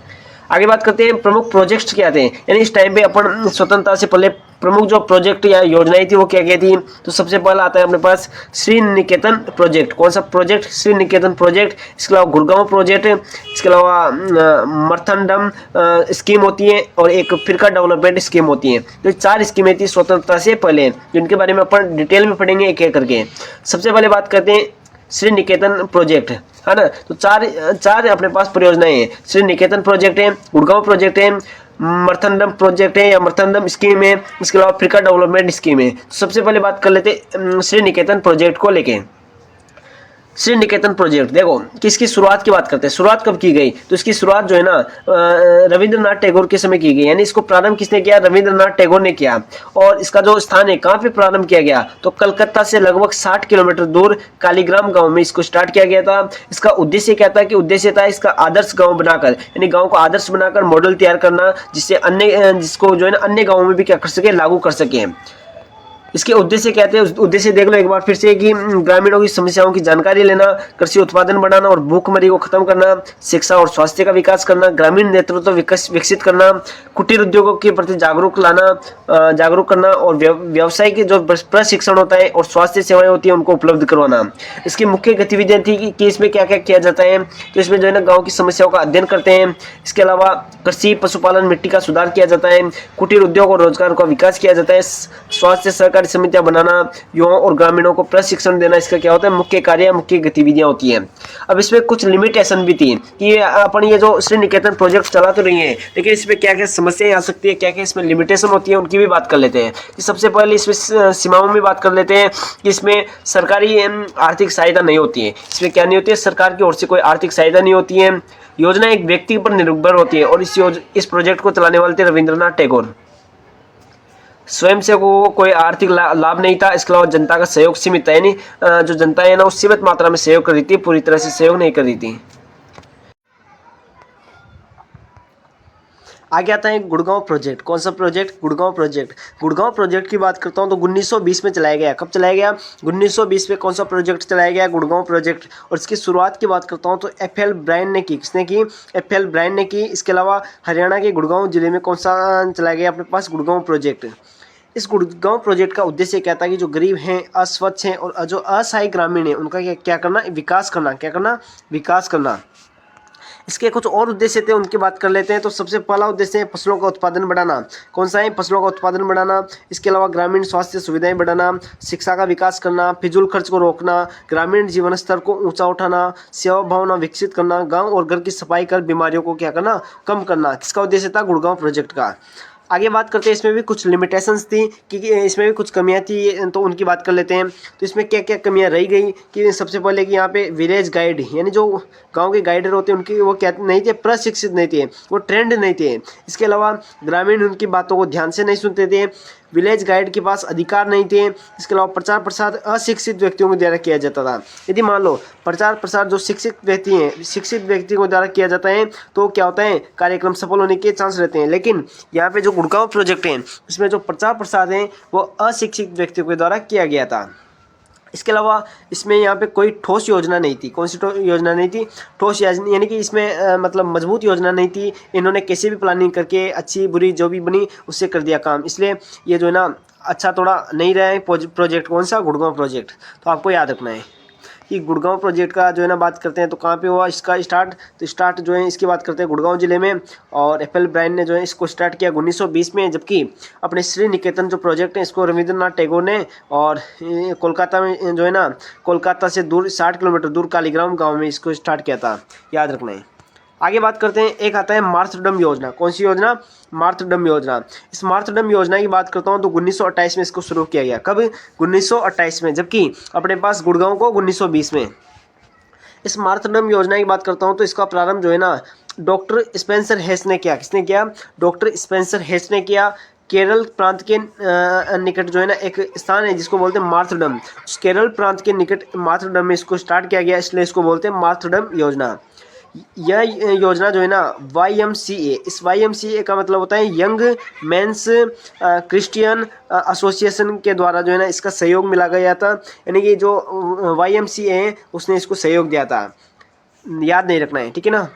इसमें क्या था कि आर्थिक स्थिति कमजोर थी और खेत जो है ना सीमित थे, तो ये भी आपको इसके बारे में याद रखना है। इसके उद्देश्य क्या थे वो याद रखना है कि उद्देश्य थे कि आध्यात्मिक विकास करना, यानी सेवा भावना और प्रेरणा से संबंधित। इसके अलावा मानसिक विकास करना, शारीरिक विकास करना, सामाजिक विकास करना और आर्थिक विकास करना, इसका क्या था ये हो जाएगा, उद्देश्य हो जाएगा। इसमें कुछ क्रियाएं की जाती थी, कुछ महत्वपूर्ण गतिविधियाँ की जाती थी, उनकी बात करते हैं। तो ग्रामीण समिति और क्षेत्रीय विकास समिति का जो है ना गठन किया गया। इसके अलावा इसमें गांव की समस्याओं का अध्ययन किया गया था। स्वास्थ्य, शिक्षा और रोजगार पर ध्यान दिया गया, और कुशल और जो शिक्षित व्यक्ति थे उनके द्वारा ये जो प्रोजेक्ट है इसका संचालन किया गया था, तो इसकी कुछ गतिविधियां थी। तो अपन ने कौन सा पढ़ लिया? मार्तडम योजना। नेक्स्ट योजना आती है फिरका डेवलपमेंट स्कीम, यानी फिरका विकास योजना। कौन सी विकास योजना? फिरका विकास योजना। ये 1946 में। कब? 1946 में। इसकी शुरुआत की बात करता हूँ तो कहाँ पे शुरुआत किया गया इसको? मद्रास प्रेसिडेंसी में। कहाँ पे? मद्रास प्रेसिडेंसी में। और इसका उद्देश्य था कि जो फिरका का मतलब होता है कई गाँवों का समूह, यानी जब बहुत सारे गाँव एक साथ मिल जाते हैं उनको बोलते हैं फिरका, यानी बहुत सारे गाँवों का समूह को बोलते हैं फिरका। और इसका उद्देश्य ये था फिरका डेवलपमेंट का कि जो फिरका है उसके रूप में विकसित करना, यानी जो बहुत सारे गाँव हैं उनका क्या करना? विकास करना। और इसके कुछ ऑब्जेक्टिव थे कि ग्रामीण जो क्षेत्र है उनका सर्वांगीण विकास करना, कृषि में सुधार करना, ग्रामीण स्वच्छता और स्वास्थ्य सुधार करना, और ग्रामीण नेतृत्व करना, सामाजिक संगठन विकसित करना, रोजगार और आर्थिक स्थिरता रखना, ठीक है ना। इसमें गतिविधियाँ थी, तो मुख्य गतिविधियाँ कौन कौन सी थी? उसमें सबसे पहले आता है बहुउद्देशीय विकास केंद्र का निर्माण किया गया। गाँवों का समूह बनाकर संयुक्त विकास योजना किया गया, यानी कि जो गांव है उनका समूह बनाया और समूह बना के उनमें संयुक्त विकास किया गया, सबका एक साथ विकास किया गया। इसके अलावा कृषि है, शिक्षा है और स्वास्थ्य है। इसके अलावा उद्योगों पर भी क्या किया गया? काम किया गया। और ग्रामीणों की इसमें क्या थी? भागीदारी थी। तो ये आपको याद रखना है। किसमें भागीदारी नहीं थी? तो अपने पास किसमें नहीं थी? गुड़गांव प्रोजेक्ट में नहीं थी, ठीक है ना। आगे बात करते हैं सीमाएं। सीमाओं की बात करता हूँ तो इसमें सरकारी नियंत्रण अधिक था, वित्तीय संसाधन कम थे, प्रशिक्षित स्टाफ कम थे। इसके अलावा योजना समिति इलाकों तक ही लागू होती है, तो आपको सीमाएं याद रखना है। आगे बात करते हैं, नेक्स्ट अपने पास चैप्टर आता है, इसको बोलते हैं इटावा योजना। ये अलग से अपने चैप्टर याद रखना है ना। इटावा योजना देखो, इसको बोलते हैं इटावा पायलट प्रोजेक्ट। क्या बोलते हैं? इटावा पायलट प्रोजेक्ट या इटावा योजना।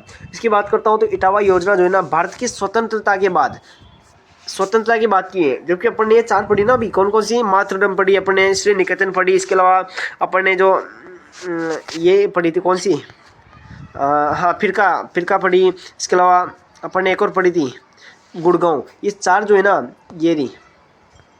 ये जो 4 अपन ने पढ़ी ना भाई, ये श्री निकेतन, गुड़गांव, मार्तडम, इसके अलावा फिरका डेवलपमेंट स्कीम, ये चारों स्कीम जो है ना ये स्वतंत्रता के पहले की है। जबकि अपन जो पढ़ने वाले हैं ना इटावा योजना, ये इटावा योजना जो है ना ये स्वतंत्रता के बाद की जो है ना सामुदायिक विकास योजना है। किसी विकास योजना है? सामुदायिक विकास योजना है। इस योजना का उद्देश्य क्या था कि जो ग्रामीण विकास है उस ग्रामीण विकास के क्षेत्र में एक मॉडल तैयार करना था। और भारत सरकार ने इस योजना के लिए अमेरिका के कृषि विशेषज्ञ थे, यानी अमेरिका के जो एग्रीकल्चर साइंटिस्ट थे, उनका नाम है अल्बर्ट मेयर। क्या नाम है?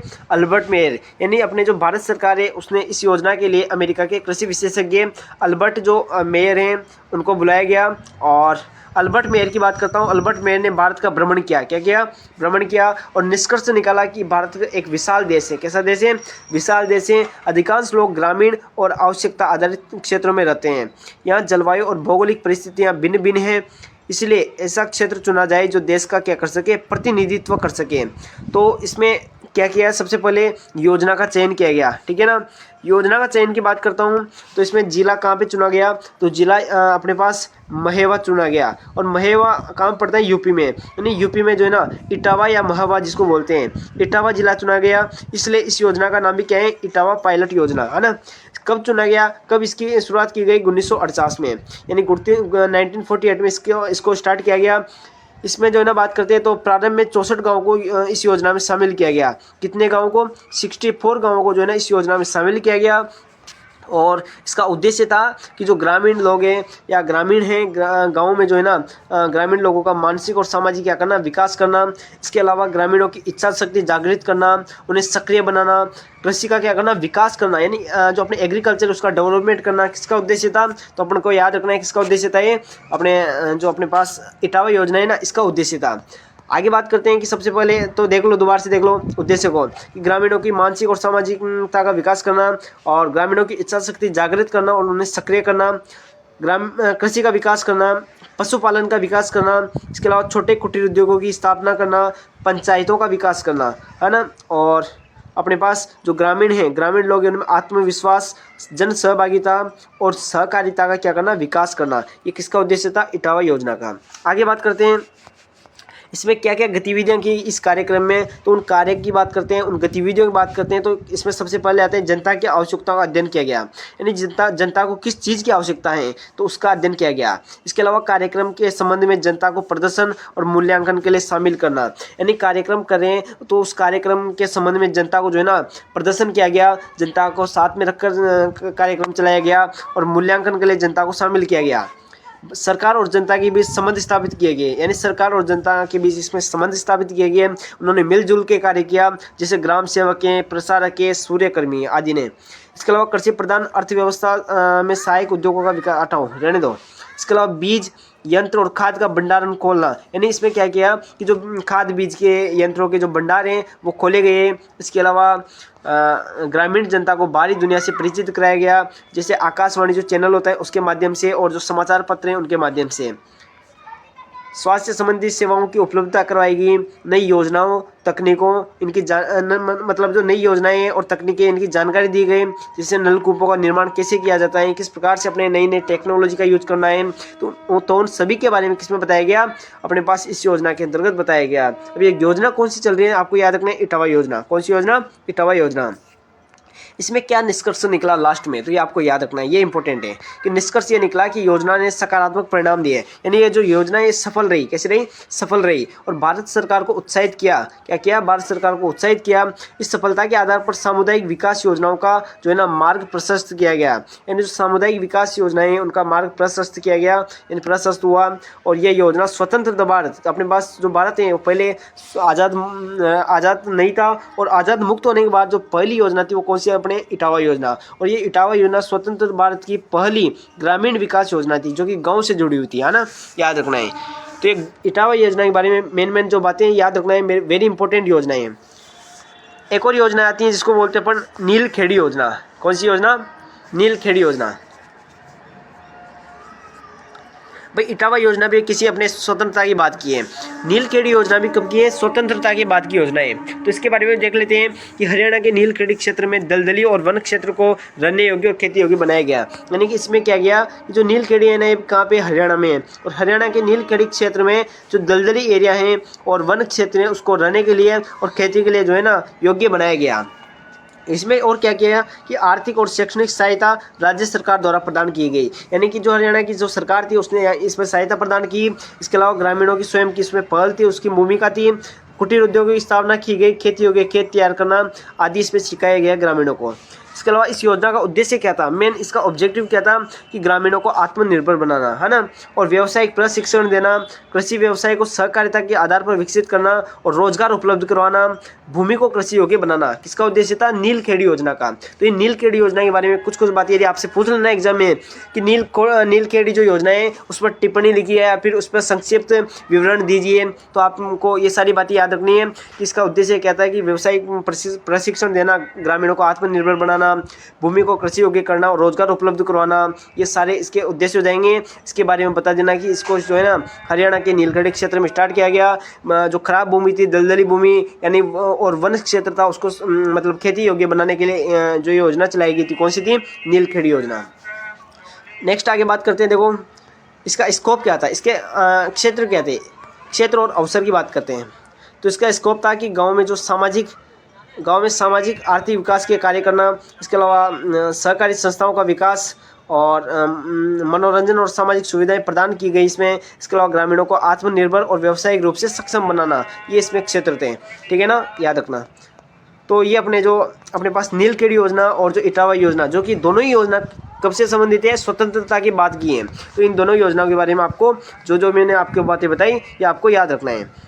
आगे बात करते हैं। देखो नेक्स्ट आता है चैप्टर नंबर 6, जिसको बोलते हैं सर्वोदय। क्या बोलते हैं? सर्वोदय। इस सर्वोदय के बारे में आपको क्या याद रखना है कि सर्व का मतलब क्या होता है? सब। सर्व का मतलब क्या होता है? सब या सबका। क्या होता है? सब या सबका। और उदय का मतलब क्या होता है? कल्याण या उन्नति, यानी सबका कल्याण करना या सबका उत्थान करना, सबकी उन्नति करना, उसी को क्या बोलते हैं? सर्व का उत्थान। उसी को क्या बोलते हैं? सर्वोदय। सर्व का उदय यानी सभी का उदय, उसको बोलते हैं सर्वोदय। इसकी बात करते हैं। इसका मतलब सर्वोदय का विचारक क्या था, यानी सर्वोदय का विचारक, इसके पीछे क्या धारणा थी, क्या क्या मतलब बातें थी, उसके बारे में बात कर लेते हैं। कि जो सर्वोदय का विचार है, ये विचार सबसे पहले किसने दिया? तो महात्मा गांधी जी ने दिया। किसने दिया? महात्मा गांधी जी ने सबसे पहले विचार दिया सर्वोदय का। और ये गांधीवाद का नैतिक और सामाजिक विस्तार है, यानी गांधीवाद जो है ना उसका नैतिक और सामाजिक क्या है? विस्तार है। गांधी जी ने इसे प्रेरणा देकर एक ऐसी योजना तैयार की जिससे समाज में अधिक से अधिक लोगों का क्या हो सके? कल्याण हो सके। इसीलिए इस योजना को क्या बोला? सर्वोदय। क्या बोला? सर्वोदय। यानी इसमें सबका कल्याण हो, सबका यानी सभी का, यानी सभी का क्या हो सके? उदय हो सके, सर्वोदय। यानी इसमें जो है ना गांधी जी ने इसे जो है ना प्रेरणा देकर एक ऐसी योजना तैयार की जिससे समाज का क्या हो? अधिक से अधिक कल्याण हो। आगे बात करते हैं। इस सर्वोदय के आधार क्या थे? प्रिंसिपल ऑफ सर्वोदय, है ना। तो याद रखना है कि सबसे पहला आधार था कर्तव्यों पर ध्यान। क्या था? कर्तव्यों पर ध्यान। देखो सबसे पहला था कर्तव्यों पर ध्यान, यानी मनुष्य को अपने कर्तव्यों की ओर ध्यान देना चाहिए, न कि केवल अधिकारों की ओर। यानी कोई भी मनुष्य है वो अपने अधिकारों की ओर ध्यान न देकर यदि अपने कर्तव्यों की ओर ध्यान देता है कि अपना अच्छे कर्म करें, ना कि उसके फल की अपन जो है प्रतीक्षा करें, तो जो अपने मतलब व्यक्ति हैं उनको सभी के व्यक्तियों का क्या हो सके? विकास हो सके, उनका कल्याण हो सके। तो ये कब कल्याण होगा सभी व्यक्तियों का, सभी लोगों का? ये तभी संभव है जब व्यक्ति अपने अधिकारों की ओर नहीं देखकर किस पर ध्यान दे? अपने कर्तव्यों की ओर ध्यान दे। तो ये तभी जाके संभव है। तो सर्वोदय के आधार में सबसे पहला आता है कर्तव्यों पर ध्यान। दूसरा आता है अपने पास नैतिक साधनों का प्रयोग। नैतिक साधनों का प्रयोग, कौन सा प्रयोग? देखो नैतिक साधनों का प्रयोग। कर्तव्य पालन के लिए सिर्फ नैतिक साधनों जैसे सत्य, अहिंसा का सहारा लिया जाना चाहिए। यानी यदि अपन बात करते हैं तो यदि आप कर्तव्य का पालन कर रहे हो तो उसके लिए ओनली आप किसका यूज करो? सत्य और अहिंसा का यूज करो। किसका यूज करो? सत्य और अहिंसा का यूज करो। किसी भी प्रकार का हिंसा का प्रयोग मत करो, है ना। तो ये किसका प्रयोग करना है? नैतिक साधनों का। नैतिक साधन क्या है? सत्य और अहिंसा। आगे बात करते हैं। संपूर्ण समाज को क्या माना? परिवार माना। यदि अपन संपूर्ण समाज को एक परिवार के रूप में मानते हैं तो सभी समाज का, सभी लोगों का क्या होता है? कल्याण होता है। यदि अपन खुद का भला सोचेंगे, यदि अपन मान लो पूरे समाज को परिवार नहीं मानेंगे तो अपन खुद का भला करने के चक्कर में जो है ना दूसरे लोगों की क्या कर देंगे? हानि पहुंचा देंगे। इसलिए आपको याद रखना है कि संपूर्ण समाज को जो है ना परिवार मानना है। उनकी प्रत्येक व्यक्ति अपने स्वार्थ में नहीं बल्कि समाज के हित में काम करें। और जिस प्रकार परिवार के सदस्य एक दूसरे के हित के लिए अपने हित को संतुलित रखते हैं, उसी प्रकार समाज में सभी को सम्मान भावना रखनी चाहिए, है ना। आगे बात करते हैं मानवीय मूल्यों की स्थापना, यानी कि ये किसके आधार है अपने पास? बोलो भाई। तो अपने जो सर्वोदय है उसके आधार है कि सर्वोदय में मानवीय मूल्य, देखो सर्वोदय में मानवीय मूल्यों, नैतिकता, इनका विकास का मुख्य उद्देश्य है। आगे बात करते हैं आत्मनिर्भरता और अहिंसा, यानी कि इसके अंतर्गत अपन को आत्मनिर्भर होना है और अहिंसा का प्रयोग करना है। लोगों को आत्मनिर्भर बनाना इसका उद्देश्य था। सत्य और अहिंसा पर जोर देना। सेवा की भावना, यानी कि यदि अपन सेवा की भावना दूसरों के प्रति रखेंगे तभी जाके दूसरों का, लोगों का अपन कल्याण कर पाएंगे। इसलिए इसका आधार क्या था? अपने सर्वोदय का मेन आधार ये भी था कि सेवा की भावना। तो याद रखना है बिना किसी स्वार्थ के दूसरों की सेवा करना, ये इसका क्या था? मुख्य उद्देश्य मान सकते हैं। तो ये अपने जो आधार थे किसके? सर्वोदय के। तो अपन ने कंप्लीट कर लिया, यानी सर्वोदय जो टॉपिक था इससे संबंधित सारी बातें कंप्लीट कर ली कि सर्वोदय में सर्व का मतलब होता है सब और उदय का मतलब होता है कल्याण, यानी सबका कल्याण कर रहे हैं उसको बोलते हैं सर्वोदय। सर्वोदय के विचार, सर्वोदय का विचार किसने दिया? महात्मा गांधी जी ने दिया। और इसमें उन्होंने कहा कि मतलब नैतिक संसाधनों का यूज करो, अहिंसा का यूज मत करो, अहिंसा का यूज करो, हिंसा का यूज मत करो, और सभी के मतलब समाज को जो है ना अपना परिवार मानना, और सभी का जो है ना कल्याण करने का प्रयास करो, और जो है ना अपने कर्तव्य पर ध्यान दो। किस पर ध्यान दो? कर्तव्य पर, ना कि अपने अधिकार पर, ठीक है ना, याद रखना है। आगे बात करते हैं अपने पास नेक्स्ट आता है चैप्टर नंबर 7 जिसका नाम आता है IADP। क्या नाम आता है? IADP। इस IADP की फुल फॉर्म क्या होती है? तो IADP की फुल फॉर्म होती है इंटेंसिव एग्रीकल्चरल डेवलपमेंट प्रोग्राम, यानी कि सघन। इंटेंसिव का मतलब होता है सघन, एग्रीकल्चरल मतलब कृषि, डेवलपमेंट मतलब विकास, और प्रोग्राम मतलब कार्यक्रम। यानी कि मैं बात करता हूँ अपने पास IADP, आपको पूछ सकता है वहाँ पे एग्जाम में कि IADP क्या है, समझाइए। तो याद रखना है IADP के बारे में आपको लिखना है कि इंटेंसिव एग्रीकल्चरल डेवलपमेंट प्रोग्राम, यानी सघन कृषि विकास कार्यक्रम। यह ICAR के द्वारा संचालित एक प्रमुख योजना है। यानी जो ICAR है, Indian council of agriculture research है, जिसकी स्थापना जो है ना 1928 में की गई थी। तो उसके बारे में आपको याद रखना है। तो उसके द्वारा संचालित एक प्रमुख योजना है कौन सी अपने पास? IADP। IADP की फुल फॉर्म मैंने बता दिया आपको, इंटेंसिव एग्रीकल्चरल डेवलपमेंट प्रोग्राम, है ना। आगे बात करते हैं इसका परिचय क्या है, मतलब इसके बारे में देखना है कि ये है क्या ये योजना। तो ये योजना की बात करता हूँ तो IADP भारत सरकार द्वारा, किसके द्वारा चलाएगी? भारत सरकार द्वारा वर्ष 1960-61 में प्रारंभ किया गया इसको। और इसका उद्देश्य जो है ना अनुकूल जिलों में, जो अनुकूल जिले हैं उनमें चुनी हुई फसल का तीव्र उत्पादन, यानी ऐसे एरिया जहाँ पे कुछ फसलें आसानी से हो सकती हैं उनके उत्पादन को बढ़ाना, यानी अनुकूल जो जिले हैं जिन फसलों के लिए उनके उत्पादन को क्या करना? बढ़ाना। इसका क्या था? मुख्य उद्देश्य था। जैसे मान लो अपने पास राजस्थान है, अब राजस्थान में मैं बात करता हूँ तो बाजरा अच्छा होता है, तो बाजरा का उत्पादन तो हो रहा है लेकिन कम हो रहा है, जैसे मान लो, तो उसके उत्पादन को बढ़ाना। यानी जैसे मान लो ऐसे एरिया है जहाँ पे, जैसे मान लो पंजाब हरियाणा है, वहाँ पे धान है, या फिर जैसे मान लो सिंचाई की सुविधा उपलब्ध है, वहाँ पे गेहूँ हो रहा है आसानी से, यानी कि वो क्या हो गए? अनुकूल जिले हो गए। अब उन अनुकूल जिलों में क्या करना है? अपन को गेहूँ का प्रोडक्शन बढ़ाना है। तो इसलिए अपन इसके लिए किसका यूज किया गया? अपने कौन सी योजना चलाएगी? IADP, यानी इंटेंसिव एग्रीकल्चर डेवलपमेंट प्रोग्राम। आगे बात करते हैं, इसी योजना को अपन क्या बोलते हैं? Package programme. क्या बोलते हैं? पैकेज प्रोग्राम के नाम से जानते हैं। यानी इसी योजना को अपन पैकेज प्रोग्राम के नाम से जानते हैं या पैकेज ग्राम के नाम से जानते हैं। आगे बात करते हैं कि जो अपने ये योजनाएं कहाँ पे स्टार्ट की गई, यानी कि कौन कौन से ऐसे ज़िले हैं जिनमें स्टार्ट की गई। तो आरंभ किए गए ज़िले कौन कौन से हैं, यानी सबसे पहले अपन बात कर लेते हैं कि मतलब टोटल जो अपन 7 जिलों में जो 7 जिले उनके बारे में बात करने हैं कि कौन कौन से ज़िले थे। उनमें जो है ना पहले 7 जिले कौन कौन से थे जिनमें ये योजना चलाएगी। तो सबसे पहले बात करते हैं रायपुर। कौन सा है? रायपुर है। इसके अलावा एक है अपने पास कुडियाना, जो कि लुधियाना में, कुडियाना या लुधियाना इसको बोलते हैं, पंजाब में है। अलीगढ़ है। इसके अलावा पश्चिमी गोदावरी है, सबलपुर जिला है, लखनऊ है। इसके अलावा अपने पास प्रजावर है। इन सभी जिलों में आपको याद रखना है नाम कौन कौन से हैं। सबसे पहले आता है रायपुर। कौन सा आता है? रायपुर। एक आता है लुधियाना, एक आता है अलीगढ़, एक आता है पश्चिमी गोदावरी, एक आता है सबलपुर, एक आता है लखनऊ, एक आता है प्रजावर। इन सभी जिलों में क्या कहती है? इन 7 जिलों में क्या कही? ये योजना चलाई गई। कौन सी? IADP। आगे बात करते हैं इस कार्यक्रम की मुख्य विशेषताएं क्या थी। मुख्य विशेषताएं ये थी कि इसे पैकेज मतलब पैकेज कार्यक्रम क्यों कहा, यानी कि अपन बोलते हैं ना इसको कि इसको पैकेज प्रोग्राम कहते हैं। तो इसको पैकेज प्रोग्राम क्यों कहते हैं? उसका कारण क्या है? देखो, क्योंकि किसान को एक ही स्थान पर सभी कृषि साधन उपलब्ध कराए जाते थे इस योजना के अंतर्गत, इसलिए इसको पैकेज प्रोग्राम कहा गया। और इसमें जो है ना उन्नत बीज, उर्वरक, कीटनाशक, कृषि यंत्र, प्रशिक्षण, फसल सुरक्षा प्रबंधन, ये सभी जो है ना एक ही जगह उपलब्ध करवाए जाते थे किसान को। आगे बात करते हैं कार्यक्रम लागू करने के क्या मतलब मुख्य कारण क्या थे, मुख्य रीजन क्या थे। तो सबसे पहला था कि उत्पादन वृद्धि की जरूरत थी। यानी कि मान लो अपने पास उस टाइम पे क्या था, स्वतंत्रता के टाइम पे या उस टाइम पे मतलब 1960-61 में जो है ना खाद्यान्न की बहुत ज़्यादा कमी थी। तो उस टाइम पे अपन को खाद्यान्न के प्रोडक्शन को बढ़ाना था, इसलिए उत्पादन में वृद्धि की जरूरत थी, इसलिए इस मतलब कार्यक्रम को चलाया गया। अनुकूल जिलों में तेजी से परिणाम दिखाई देना, इसके लिए भी चलाया गया। किसानों तक आधुनिकी पहुंचाना और दूसरे जिलों के लिए मॉडल तैयार करना। आगे बात करते हैं कार्यक्रम का कार्यान्वयन, यानी कि उन्नत किस्मों का प्रयोग करना। इसके अलावा उर्वरक और कीटनाशकों का प्रशिक्षण, खेत प्रदर्शन, जल प्रबंधन, आधुनिक तकनीकी का प्रसार करना। अब IADP का उद्देश्य क्या था देख लो एक बार। कि जो है ना ग्रामीण क्षेत्रों में नवीनतम कृषि की जानकारी का प्रसार करना, सघन कृषि तकनीकों को लागू करना, फसल उत्पादन बढ़ाना, किसानों का आत्मविश्वास विकसित करना, संसाधनों का अधिक से अधिक क्या करना, उपयोग करना। अब इसमें कुछ उपलब्धियां मिली, यानी इसमें कुछ सफलताएं मिली, तो उसकी बात कर लेते हैं। तो किसानों में आत्मविश्वास भी बढ़ा। क्या हुआ? आत्मविश्वास बढ़ा, आधुनिक तकनीकें अपनाने में तेजी हुई, यानी जो मॉडर्न टेक्नोलॉजी है उनका क्या हुआ, विकास हुआ।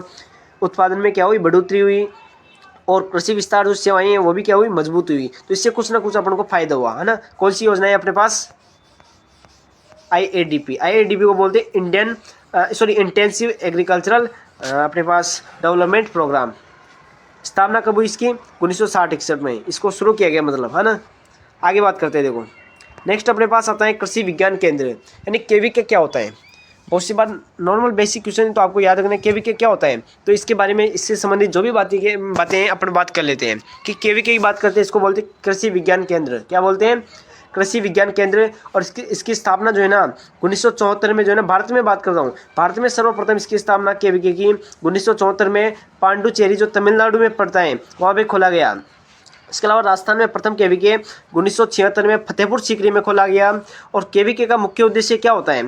तो KVK का मुख्य उद्देश्य होता है कि जो ग्रामीण क्षेत्र है उनकी ग्रामीण क्षेत्रों में नई नई तकनीकों और वैज्ञानिक जानकारी का क्या करना, प्रचार प्रसार करना। यानी जो अपने पास ग्रामीण एरिया होते हैं उनमें कृषि की नई नई तकनीकों और वैज्ञानिक जानकारी को यदि अपन पहुँचाते हैं, उसका प्रसार करते हैं, तो ये इसका क्या था, मुख्य उद्देश्य है। किसका? KVK का। KVK का और उद्देश्य क्या था कि किसानों, महिलाओं और युवाओं को आत्मनिर्भर बनाना। क्या बनाना? आत्मनिर्भर बनाने के लिए व्यवहारिक क्या देना, ट्रेनिंग देना, प्रशिक्षण देना। इसके अलावा जिले में उपयुक्त जो कृषि ज्ञान है उसका 25-30 गाँव में प्रदर्शन करना। यानी जो उस जिले में जो भी कृषि से संबंधित जो टेक्नोलॉजी थी, ज्ञान था, नॉलेज था, जो भी था, उसको 25-30 जितने भी गाँव थे उनमें क्या करना, उनका प्रदर्शन करना। ये किसका उद्देश्य था? KVK का। इसके अलावा कृषि है, पशुपालन है, मधुमक्खी पालन है, उद्यानिकी आदि में व्यवसाय क्या करना, प्रशिक्षण देना। और जो शिक्षित ग्रामीण युवा हैं उनको कृषि आधारित रोजगार की दिशा में भी क्या करना, प्रेरित करना। क्या करना? प्रेरित करना। ये किसके उद्देश्य थे? KVK के। क्या क्या उद्देश्य है कि KVK का उद्देश्य है, एक तो ग्रामीण क्षेत्रों में नई नई तकनीकें और वैज्ञानिक जानकारी का प्रसार करना, किसानों, महिलाओं, युवाओं को आत्मनिर्भर बनाना, इसके अलावा ट्रेनिंग देना उनके लिए। और मतलब 25-30 गाँव जितने भी आसपास के गाँव में जो है ना, जो जिले में जितने भी ज्ञान था कृषि का, उसको जो है ना प्रदर्शित करना। और कृषि का, पशुपालन, मधुमक्खी पालन, उद्यानिकी का क्या है ना, व्यावसायिक ट्रेनिंग देना। और शिक्षित जो ग्रामीण युवा हैं उनको रोजगार की दिशा में क्या करना, प्रेरित करना।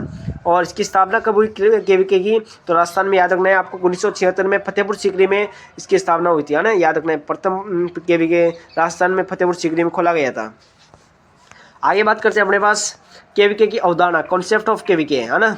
तो KVK की अवधारणा क्या थी कि KVK एक बुनियादी ग्रामीण प्रशिक्षण संस्था है, यानी ग्रामीण प्रशिक्षण यानी ट्रेनिंग संस्था है, ट्रेनिंग सेंटर है। इसके अलावा इसका मुख्य उद्देश्य जो है ना, खेती में लगे जो लोग हैं, जितने भी लोग जो खेती कर रहे हैं, उनकी अल्पकालिक और दीर्घकालिक कार्य कुशलता को बढ़ाना। यानी कल यदि मान लो वो बहुत देर में किसी कार्य को कर रहे हैं तो उसको कम टाइम में कर सके, इस प्रकार से उसकी कुशलता को बढ़ाना, किसका मुख्य कार्य था? KVK का।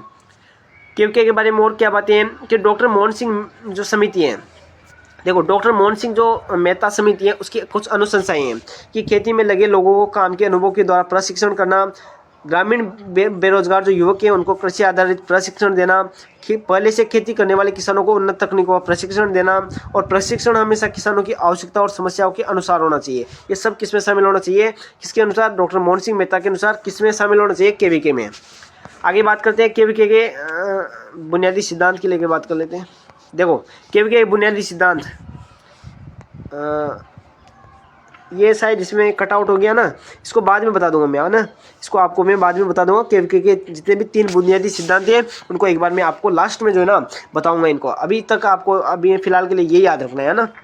आगे बात करते हैं। देखो तो ये आपको ये तो याद रखना है कि KVK की स्थापना भारत में और राजस्थान में कब हुई? भारत में 1974 में, राजस्थान में 2 साल बाद 1976 में हुई थी। इनके उद्देश्य याद रखने हैं, अवधारणा याद रखनी है, और ये कुछ मोहन सिंह मेहता की अनुशंसाएं हैं वो याद रखनी है। आगे बात करते हैं HYVP। HYVP का मतलब क्या होता है बताओ?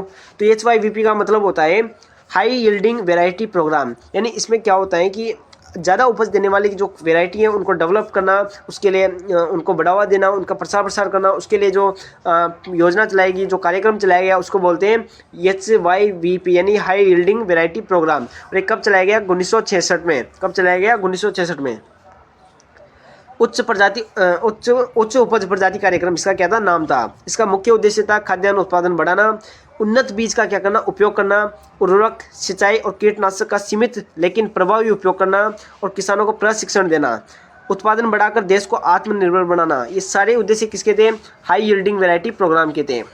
नाम से ही पता चल रहा है कि हाई यील्डिंग यानी उपज को बढ़ाना है। उपज बढ़ाएंगे तो आत्मनिर्भर होंगे देश आत्मनिर्भर होगा तो अपन को उपज खाद्यान्नों का उत्पादन बढ़ेगा। इसके अलावा देश में खाद्यान्न की पूर्ति होगी। इसके अलावा इसका और उद्देश्य क्या हो सकता है? तो किसानों को प्रशिक्षण देना और जो उर्वरकें, सिंचाई है उनका प्रभावी उपयोग करना। शुरुआत के क्षेत्र क्या है कि अपने जो HYVP है यानी हाई यील्डिंग वैरायटी प्रोग्राम जो है ये इसको कहाँ भी चलाया गया? तो इसको चलाया गया पंजाब में, हरियाणा में, पश्चिमी उत्तर प्रदेश में, इन 3 राज्यों में चलाया गया है ना। आगे बात करते हैं। इसमें कुछ उपलब्धियां मिली अपन को, कुछ सफलताएं मिली। कौन कौन सी है? सबसे पहले कि 1966-67 में गेहूं का उत्पादन 2 गुना हो गया। इसी टाइम पे आपको पता होगा हरित क्रांति आई थी। कौन सी क्रांति? हरित क्रांति। रुको 1 मिनट। हरित क्रांति, देखो हरित क्रांति आई थी। कौन सी क्रांति? हरित क्रांति। और वो हरित क्रांति 1966 के आसपास आई थी और MS स्वामीनाथन की वजह से अपने राजस्थान में इसका जो है ना मानते हैं। और भारत में बात करता हूँ तो मैं हरित क्रांति की शुरुआत किसने की थी? MS स्वामीनाथन ने। भारत में MS स्वामीनाथन ने की थी, है ना, याद रखना है। और यदि मैं बात करता हूँ विश्व में, नॉर्मनी बोर्लाग इसके जनक हो जाएंगे। तो 1966-67 में इसकी उपलब्धियां मिली और गेहूं का उत्पादन क्या हो गया? 2 गुना हो गया। कैसा हो गया? 2 गुना हो गया, यानी डबल हो गया प्रोडक्शन गेहूं का। इसके अलावा चावल या दाल में बढ़ोतरी हुई, हरित क्रांति सफल हुई और किसानों की आर्थिक स्थिति में क्या हुआ? सुधार हुआ। आगे बात करते हैं। एक और आता है, इसको बोलते हैं ATIC। क्या बोलते हैं? ATIC को बोलते हैं agricultural technology information centre. Agriculture technology information centre, यानी इसके बारे में देखते हैं क्या होता है कि इसका मतलब होता है एग्रीकल्चरल टेक्नोलॉजी इंफॉर्मेशन सेंटर, यानी कि एक ऐसा सेंटर था जहाँ पे जो एग्रीकल्चर से संबंधित जितनी भी टेक्नोलॉजी थी उनकी जानकारी दी जाती थी, किस प्रकार से उनको अपन को अप्लाई करना है, किस प्रकार के ये मतलब टेक्नोलॉजी होती है, इनका किस प्रकार से यूज किया जाता है। तो उन सभी चीज़ों की, उन तमाम बातों की अपन को यहाँ पर जानकारी मिलती है। कौन से सेंटर में? तो एग्रीकल्चरल टेक्नोलॉजी इंफॉर्मेशन सेंटर में। आगे बात करते हैं। देखो इसके मुख्य कार्य क्या थे? कार्य देख लो कि कार्य थे कि मिट्टी और पानी की जांच करना। क्या करना? मिट्टी और पानी की जांच करना, फसल और पादप स्वास्थ्य सेवाएं प्रदान करना, पशुपालन स्वास्थ्य और उपचार करना, इसके अलावा बीज, खाद, पौध, पशु आहार की आपूर्ति करना, नई तकनीकी और कृषि जानकारी का प्रसार करना और संस्थान द्वारा तकनीकी बेचकर आय सर्जन करना। ठीक है ना, याद रखना है। आगे बात करते हैं इसके महत्व क्या है कि नई तकनीक की नई जो न्यू टेक्नोलॉजी होती है, नई तकनीक होती है, वो आसानी से उपलब्ध हो जाती है, उसकी उपलब्धता आसानी से हो जाती है और तकनीकी की उपयोगिता हो जाती है। संस्थागत व्यवस्था की स्थिरता होती है, किसानों को सरल, स्पष्ट और एक जगह सेवा मिल जाती है। आगे बात करते हैं इसमें कौन कौन लोग शामिल होते हैं। इसमें देखो लाभार्थी होते हैं, किसान होते हैं, इसमें किसान उद्यमी होता है। इसके अलावा ये आपको थोड़ा सा याद रखना है, बस ये काम की बात याद रखनी है कि इसके महत्व क्या है, इसके कार्य क्या होते हैं और इसकी फुल फॉर्म याद रखना है विशेष रूप से। आपके ऑब्जेक्टिव या खालिस्तान में कहीं ना कहीं पूछ सकता है कि ATIC या ये जो मैं विभिन्न प्रकार के कार्यक्रम बता रहा हूँ इनकी आपको जो है ना फुल फॉर्म तो याद रखनी है सबकी। तो ATIC की फुल फॉर्म क्या हो जाएगी? Agricultural technology information centre. आगे बात करते हैं। एक आता है IVLP का मतलब क्या होता है? तो IVLP का मतलब होता है, देखो institute village linkage programme. Institute village linkage programme क्या होता है? इंस्टीट्यूट विलेज लिंकेज प्रोग्राम यानी संस्थान ग्राम संपर्क कार्यक्रम। संस्थान ग्राम संपर्क कार्यक्रम। इसकी शुरुआत की बात करता हूँ 1995 में की गई। कब की गई? 1995 में। इसकी शुरुआत जो है ना ICR ने की और इसका उद्देश्य था कि अनुसंधान जो संस्थान है उनको गांव से सीधा जोड़ना। कहाँ से जोड़ना? गांव से कनेक्ट करना। इसके अलावा इसमें कुछ मुख्य बिंदु हैं कि वैज्ञानिकों और किसानों के बीच सीधा संपर्क स्थापित करना, किसानों की समस्याओं को समझकर उपयुक्त तकनीकी विकसित करना, नई कृषि तकनीक को किसानों तक पहुंचाना, पर्यावरण को ध्यान में रखते हुए टिकाऊ खेती करना और टिकाऊ खेती पद्धति बताना और फसल को नुकसान से बचाने के लिए प्रशिक्षण देना। ये किसमें शामिल था? अपने पास IVLP में। आगे बात करते हैं मुख्य उद्देश्य क्या थे इसके। तो मुख्य उद्देश्य में बात करता हूँ तो किसानों को नवीनतम तकनीकी बताना, किसानों की समस्याओं का तकनीकी समाधान खोजना, स्थायी कृषि तकनीकी विकसित करना और किसानों को प्रसार वीडियो से परिचित कराना। एक आता है अपने पास एक आता है नेशनल डेमोन्स्ट्रेशन। कौन सा आता है? National demonstration. इसकी बात करता हूँ, इसको बोलते हैं राष्ट्रीय प्रदर्शन। क्या बोलते हैं? राष्ट्रीय प्रदर्शन। राष्ट्रीय प्रदर्शन या नेशनल डेमोन्स्ट्रेशन की बात करता हूँ तो इसकी जो शुरुआत है 1965 में की गई, जबकि अपने पास जो कौन सा है आईवीएलपी की बात करता हूँ तो आईवीएलपी की स्थापना कब की गई? तो 1995 में। कब की गई? 1995 में। जबकि अपने पास नेशनल जो डेमोन्स्ट्रेशन है इसकी स्थापना कब की गई? 1965 में, 1965 में।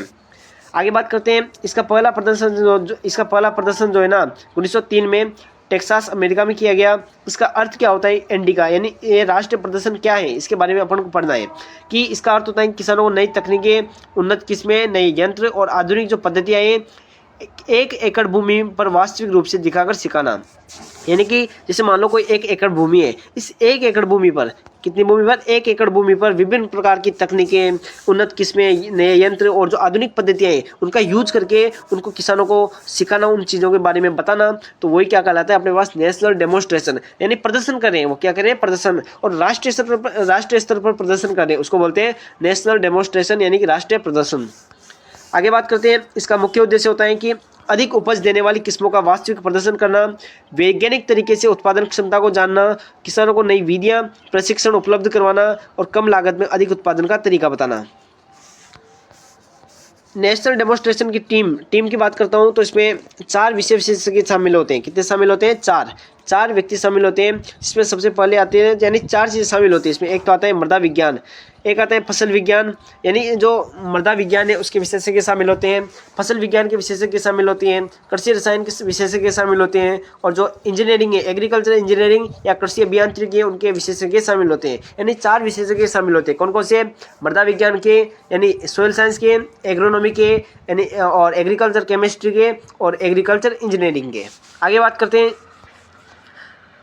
प्रगति की बात करते हैं। देख लो, याद हो जाए तो ठीक है, वरना एक बार देख लो, रीडिंग लगा लो कि इसकी प्रगति की बात करता हूँ तो 1965 में अधिक उपज देने वाली किस्मों का प्रथम प्रदर्शन किया गया। 1967 में निश्चित क्षेत्र में निश्चित समय पर उत्पादन बढ़ाने का प्रयास किया गया। 1969 में बात करते हैं कार्यक्रम पूरे देश में विस्तारित किया गया। और 1970 में किसानों को नई तकनीक और प्रशिक्षण प्रदान किया गया। विशेषताएं क्या थी कि कोई अलग कंट्रोल प्लांट नहीं होता है, प्रदर्शन 1 एकड़ क्षेत्र में होता है प्रदर्शन, और किसानों के खेत पर आयोजित होता है। स्थानीय प्रसार कर्मियों और वैज्ञानिकों का सहयोग होता है, और इसका उद्देश्य था कि किसानों को वैज्ञानिक खेती की नई तकनीकें सिखाना। तो ये मेरे हिसाब से आपको ये नेशनल डेमोन्स्ट्रेशन जो है ये समझ में आया होगा। आगे बात करते हैं, देखो नेक्स्ट ORP क्या होता है? ORP का मतलब क्या होता है? ORP का मतलब होता है ऑपरेशनल रिसर्च प्रोजेक्ट। क्या होता है? ऑपरेशनल रिसर्च प्रोजेक्ट, यानी कार्यगत शोध परियोजना। यानी किसी भी चीज़ पर कार्य करके उस पर शोध करना, रिसर्च करना, उसी को बोलते हैं कार्यगत शोध परियोजना।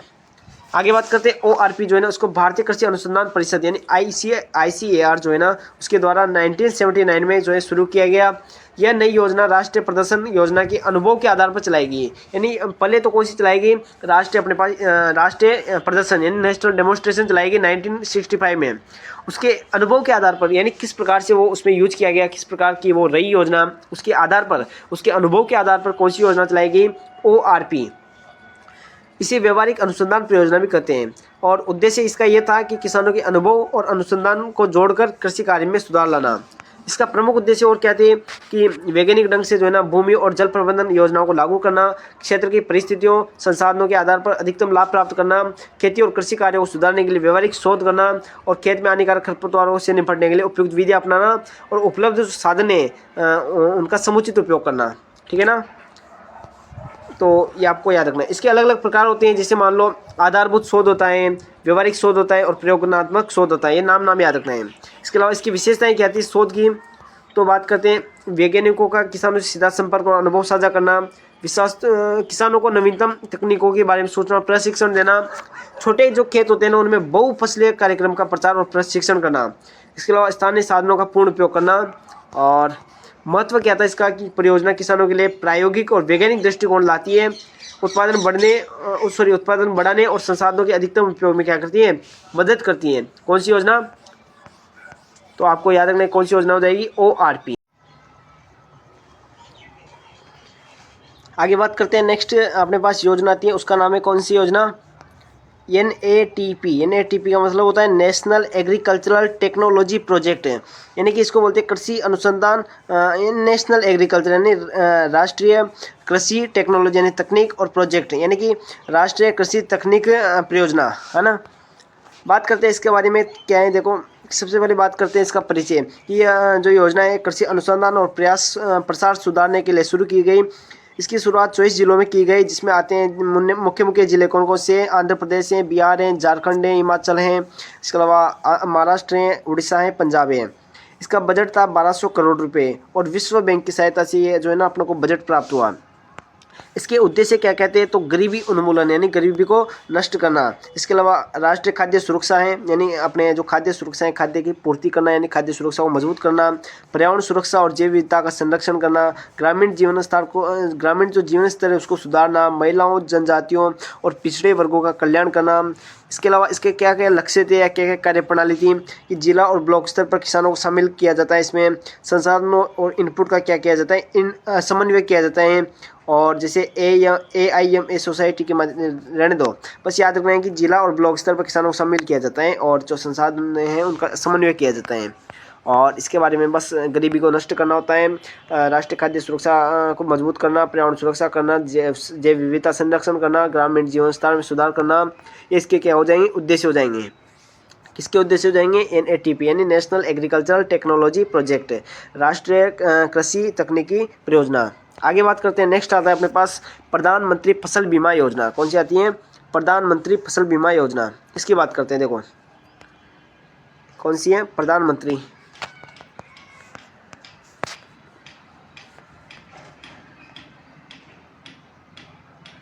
ठीक है, प्रधानमंत्री फसल बीमा योजना। इसकी शुरुआत की बात करता हूँ, इसका प्रारंभ की बात करता हूँ, तो इसको प्रारंभ किया गया 13 जनवरी 2016 को, और 13 जनवरी 2016 को प्रधानमंत्री नरेंद्र मोदी द्वारा इसको स्टार्ट किया गया।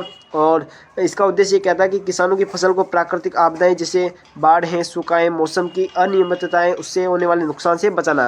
यानी मान लो जैसे अपन ने फसल लगाई, उसमें मान लो कोई ओलावृष्टि हो गई, सूखा पड़ गया, या फिर बारिश हो गई, कुछ भी परेशानी आ गई, आग लग गई, कुछ जल गई फसल, या फिर कोई भी और भी प्राकृतिक आपदा हो गई, उसके कारण यदि मान लो फसल में नुकसान हो रहा है तो उस नुकसान को कम करना या उस नुकसान से बचाना, उसको किसका उद्देश्य था, अपने प्रधानमंत्री फसल बीमा का उद्देश्य था।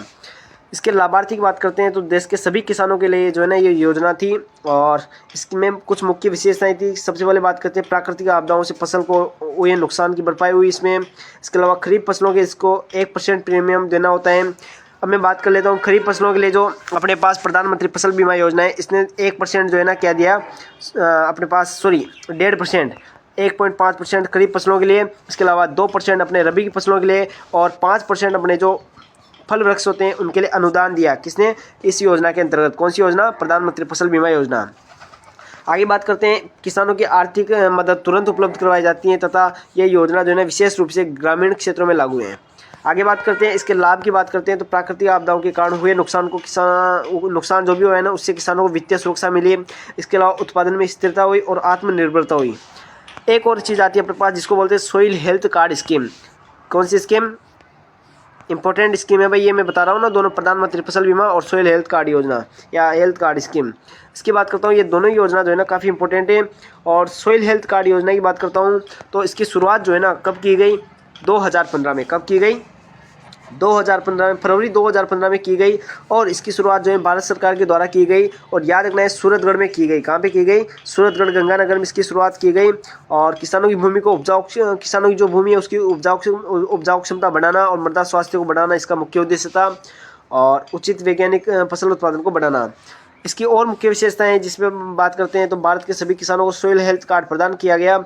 और योजना के तहत 14 करोड़ कार्ड जारी किए गए, इनका लक्ष्य किया गया। और कार्ड में जो है ना मृदा का प्रकार कैसा है, किस प्रकार की मृदा है, मृदा के गुण कैसे हैं, पोषक तत्व कितने हैं, इन सभी की जानकारी होती है। इसके आधार पर जो है ना क्या दिया जाता है, इसमें अनुदान दिया जाता है किसानों को।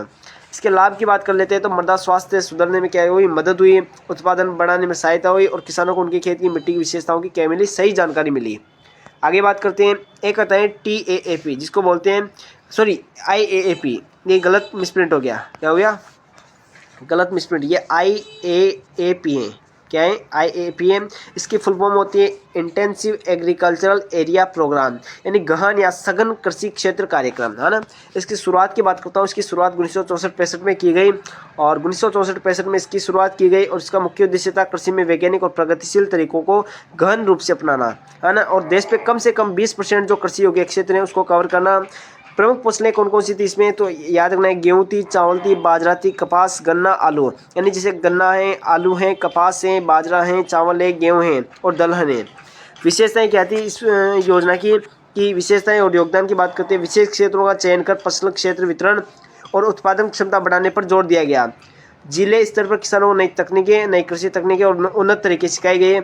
इसके अलावा गहन कृषि पद्धति के माध्यम से भारत में हरित क्रांति की क्या हुई, नींव रखी, और इसके लक्ष्य आप जानते ही हो कि चयनित क्षेत्रों में फसल उत्पादन बढ़ाना और वैज्ञानिक तरीकों के माध्यम से कृषि करना।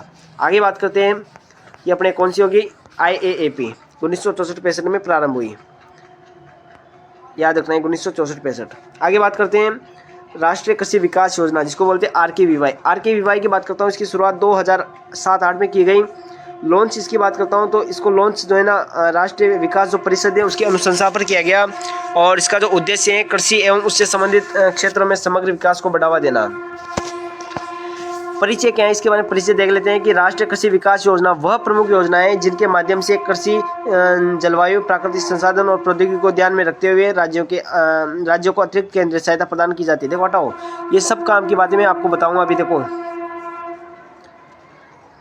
दोबारा से देखो कि जो अपने पास कौन सी योजना है, राष्ट्रीय कृषि विकास योजना है, इसकी शुरुआत आपको याद रखना है, राष्ट्रीय कृषि विकास योजना, ठीक है, RKVY, इसकी शुरुआत 2007-8 में की गई, और इसके बारे में याद रखना है कि यह एक योजना है जिसके माध्यम से जो कृषि और कृषि जलवायु है, प्राकृतिक संसाधन है, उनको ध्यान में रखते हुए राज्यों को अतिरिक्त केंद्रीय सहायता प्रदान की जाती है। यानी जैसे मान लो कोई राज्य हैं जिसमें मान लो ज़्यादा बारिश आती है, बाढ़ आती है, या फिर ऐसे एरिया जहाँ पे ज़्यादा अकाल पड़ता है, तो वहाँ पे अतिरिक्त जो है ना केंद्रीय सहायता प्रदान की जाती है। यही इसका क्या होता है, मुख्य उद्देश्य होता है।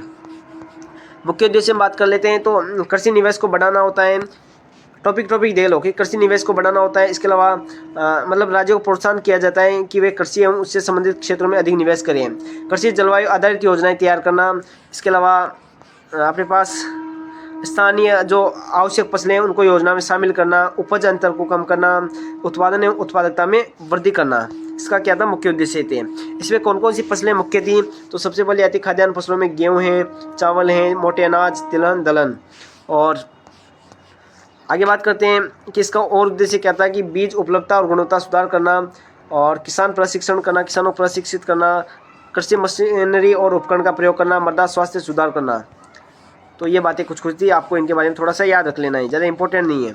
दोबारा देख लो, इधर शॉर्ट में देख लो इसको कि RKVY की बात करते हैं, शुरुआत हुई 2007-8 में, ये इंपॉर्टेंट है। और इसका उद्देश्य था कृषि निवेश को बढ़ाना, उत्पादन बढ़ाना, कृषि जलवायु आधारित योजना तैयार करना। फोकस था फसल उत्पादन पर, बीज, मिट्टी, स्वास्थ्य, इसके अलावा मशीनरी, आजीविका, जैव उर्वरक और रेशम पालन आदि पर, और राज्यों को अतिरिक्त केंद्रीय सहायता देकर कृषि विकास में तेजी लाना, ठीक है ना, ये इसका उद्देश्य था। आगे बात करते हैं, एक आता है जिसको बोलते हैं NAIP। क्या होता है NAIP का मतलब होता है नेशनल एग्रीकल्चरल इनोवेशन प्रोजेक्ट है, यानी कि राष्ट्रीय कृषि नवोचार परियोजना। इसकी शुरुआत की बात करते हैं तो यह कृषि अनुसंधान परियोजना भारत सरकार ने विश्व बैंक की सहायता से 7 मई 2006, कब, इंपॉर्टेंट है, 7 मई 2006 को प्रारंभ की गई NAIP, और इसे ICR द्वारा संचालित किया गया। इसका मुख्य उद्देश्य था नवाचार को बढ़ाना, कृषि उत्पादन आय को बढ़ाना। यानी कि मैं बात कर रहा हूँ कि जितनी भी योजनाएं यदि आपको वहाँ पेपर में आ जाती है और आप कंफ्यूज होते हो ना, तो सब में लगभग यही लिख देना है कि एक तो सबसे पहले कृषि उत्पादन को बढ़ाना, किसको बढ़ाना, कृषि उत्पादन को बढ़ाना। इसके अलावा अब नवाचार वाली स्कीम है तो इसमें नवाचार को बढ़ाया जाता है, नई नई वेराइटियाँ यूज की जाती है, नई नई तकनीकें यूज की जाती हैं। आगे बात करते हैं गरीबी हटाना, ये सब में लिख देना कि गरीबी को हटाने का प्रयास किया गया। इसके अलावा सामाजिक आर्थिक विकास किया गया, और अनुसंधान और नवोन्मेषण में प्रोत्साहन, ये थोड़ा सा याद रखना है। महत्व क्या था इसका कि किसानों को जागरूकता, ज्ञान, नवाचार अपनाने की क्षमता मतलब इसमें, और ग्रामीण समुदायों का सामाजिक आर्थिक उत्थान हुआ, ये थोड़ा सा याद रखना है। एक आता है NARP। अब देखो समय मिलता जुलती चीज़ें आ रही हैं, तो इसलिए आपको बस इनकी स्थापना, इनकी शुरुआत ये याद रखनी है। इनकी कब हुई स्थापना, कब शुरुआत हुई, ये याद रखना है। किसके टाइम पे हुई, कब क्या हुई, इसके बस फैक्ट याद रखना है। और इसके जो महत्व हैं और इसके जो उद्देश्य हैं वो सब में आप लगभग बना के जो सेम है तो उनको लिख सकते हो आराम से। अब आता है NARP को क्या बोलते हैं? नेशनल एग्रीकल्चर रिसर्च प्रोजेक्ट की बात करते हैं। राष्ट्रीय कृषि अनुसंधान परियोजना ICR के द्वारा शुरू की गई। विश्व बैंक के द्वारा इसको सहायता मिली। और जो राज्य कृषि विश्वविद्यालय हैं उनकी क्षेत्रीय अनुसंधान क्षमता को मजबूत करना, इसका क्या था उद्देश्य। एक आता है NRLM। ये फुल फॉर्म याद रखना है। अगर कुछ भी याद नहीं करें ना आप लोग, तो कम से कम मेरी बात मान के ये बात तो याद ही कर लेना कि मतलब ये जो अपने आ रहे हैं ना NARP NRLM, इनकी फुल फॉर्म तो आप मतलब रट के ही जाना कुछ बजाय, क्योंकि ये फिक्स है कि खालिस्तान में 1 या 2 क्वेश्चन देखने को मिलेंगे खालिस्तान में कि इनकी फुल फॉर्म क्या होती है। हो सकता है आगे बड़े क्वेश्चनों में देखने को मिले। परिभाषा छोटी मोटी पूछ ले तो आप बना के लिख सकते हो, ताकि इनकी फुल फॉर्म याद रहेगी ना तो आप आसानी से बना के लिख सकते हो। इसलिए आपको फुल फॉर्म याद होना अति आवश्यक है। देख लेते हैं आगे। अच्छा, NARP क्या है? नेशनल एग्रीकल्चर रिसर्च प्रोजेक्ट, यानी कि इंग्लिश पे याद करना था कि आप आसानी से लिख सको। राष्ट्रीय कृषि अनुसंधान परियोजना। दूसरी है NRLM, इसका मतलब होता है नेशनल रूरल यानी ग्रामीण। लाइवलीहुड यानी क्या होता है? आजीविका। और मिशन यानी कि क्या होता है? मिशन या योजना। यदि मैं बात करता हूँ इसकी शुरुआत 3 जून 2011 को डॉक्टर मनमोहन सिंह मेहता के टाइम पर स्टार्ट किया गया इसको। और ये बात आपको याद रखना है, विश्व बैंक से सहायता मिली। और इसका भाई देखो आजीविका से संबंधित है, तो इसका उद्देश्य क्या हो जाएगा? गरीबों को आजीविका प्रदान करना, रोजगार प्रदान करना, ये सब है ना। आगे बात करते हैं सामुदायिक विकास कार्यक्रम, कम्युनिटी डेवलपमेंट प्रोग्राम। इसकी बात करता हूँ तो इसकी शुरुआत जो है ना 2 अक्टूबर 1952 को की गई। कब की गई? 2 अक्टूबर 1952 को इसकी शुरुआत की गई। और शुरुआत करने वाली संस्था थी भारत सरकार। कब की गई शुरुआत? 1952 को। समुदाय की विकास की बात करते हैं तो इसमें समुदाय का विकास करते हैं। सामुदायिक विकास यानी 2 शब्दों से मिलकर बना समुदाय और विकास, यानी इसमें समुदाय का विकास करते हैं, पूरे समाज का विकास करते हैं। समुदाय एक निश्चित भौगोलिक क्षेत्र में रहने वाले लोगों का समूह है जिसमें समानता, सहभागिता और एक दूसरे पर निर्भरता होती है। आगे बात करते हैं, ये परिभाषा याद मत करना, इसके उद्देश्य देख लो। कृषि उत्पादन को बढ़ाना है, नई वैज्ञानिक जानकारी का प्रसार करना है, लघु एवं मध्यम सिंचाई परियोजना का विकास करना, सरकारी संगठनों का विकास, सड़क भवन निर्माण करना। भाई अपने समाज में रहे तो समाज में किसका जरूरत है? सड़क भवन नालों का निर्माण करवाना। इसके अलावा लघु मध्यम सिंचाई परियोजना खेतों में जरूरत है। और प्राथमिक स्वास्थ्य केंद्रों का निर्माण करवाना, प्राथमिक शिक्षा और आंगनबाड़ी केंद्रों की स्थापना करवाना, ये सब इनकी क्या है? जरूरत है। इसलिए इसका उद्देश्य ये हो जाएगा। बस ये इतना सा याद रखना है इस पर। और तो अच्छा, ये सिद्धांत याद रखना है। क्या याद रखना है आपको? सिद्धांत। अभी अपन किसके पढ़ रहे हैं तो आपको ये बात भी याद होनी चाहिए। अपन किसके पढ़ रहे हैं? कम्युनिटी डेवलपमेंट, यानी समुदाय। अपन किसी समाज में रह रहे हैं तो उसमें समुदाय में रह रहे हैं और समुदाय का विकास करना है। इसलिए समुदाय का विकास करने के लिए एक प्रोग्राम चलाया गया जिसको बोलते हैं सामुदायिक विकास प्रोग्राम। और इस प्रोग्राम में आपको पता होना चाहिए कि इसमें कौन कौन से जो है ना अपने पास सिद्धांत है उनका पता होना चाहिए। तो सबसे पहला आता है आवश्यकताओं और रुचियों का सिद्धांत, यानी किस प्रकार की समाज में आवश्यकताएं हैं, किस प्रकार की वो रुचि रखते हैं, उनके अनुसार जो है ना कार्य करना। दूसरा होता है जड़ से शुरुआत का सिद्धांत, यानी समस्या की जड़ को समझकर, यानी क्या समस्या है, वहाँ पे क्या कमी है, क्या मतलब परेशानी है, तो उसको जड़ से समझना और उसका क्या करना? समाधान करना।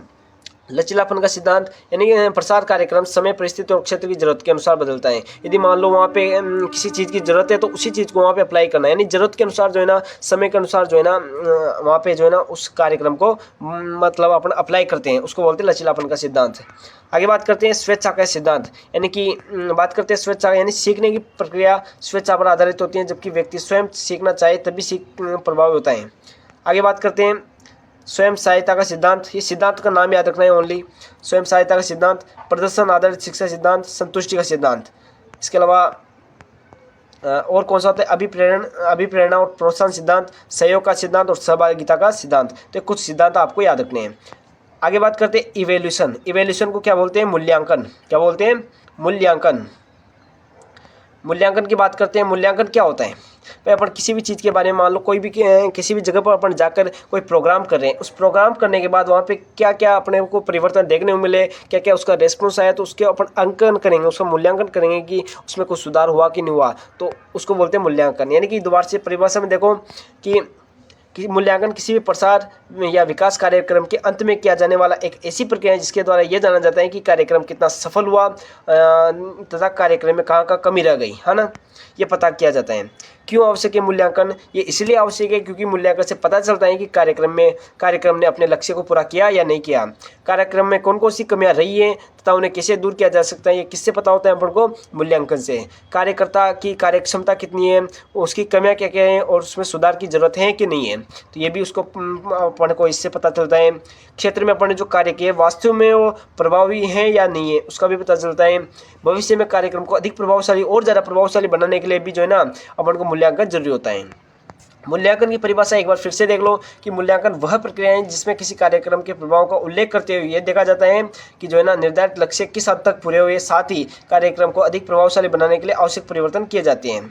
एक और आता है मॉनिटरिंग को बोलते हैं निगरानी। यानी निगरानी क्या होता है? किसी भी चीज़ पर अपन देख रेख कर रहे हैं, उसमें पूरी तरह से उसकी परख करते हैं, तो उसको बोलते हैं मॉनिटरिंग। यानी कि निगरानी किसी भी कार्यक्रम, किसी परियोजना या गतिविधि की निरंतर और समय समय पर की जाने वाली समीक्षाएं जिसमें किसी भी कार्य की प्रगति पर निगाह रखी जाती हैं। निगरानी की आवश्यकता क्या है? तो देखो, निगरानी की आवश्यकता की बात करते हैं तो कार्य समय पर और निर्धारित योजना के अनुसार चल रहा है या नहीं चल रहा है, इसके लिए अपन निगरानी करते हैं। इसके अलावा किसी समय त्रुटि या बाधा का प्रारंभिक स्तर का पता लगाने के लिए, यानी कोई त्रुटि नहीं है, कोई समस्या तो नहीं है, इसके लिए भी अपन जो है क्या करते हैं? निगरानी करते हैं। इसके अलावा कार्यक्रम की गतिविधियों पर लगातार नजर रखने से कार्य की गुणवत्ता भी क्या होती है? बनी रहती है, और ये एक सतत प्रक्रिया है, कंटिन्यूअस प्रोसेस है जो कि कार्यक्रम के दौरान चलती रहती है, तो याद रखना है।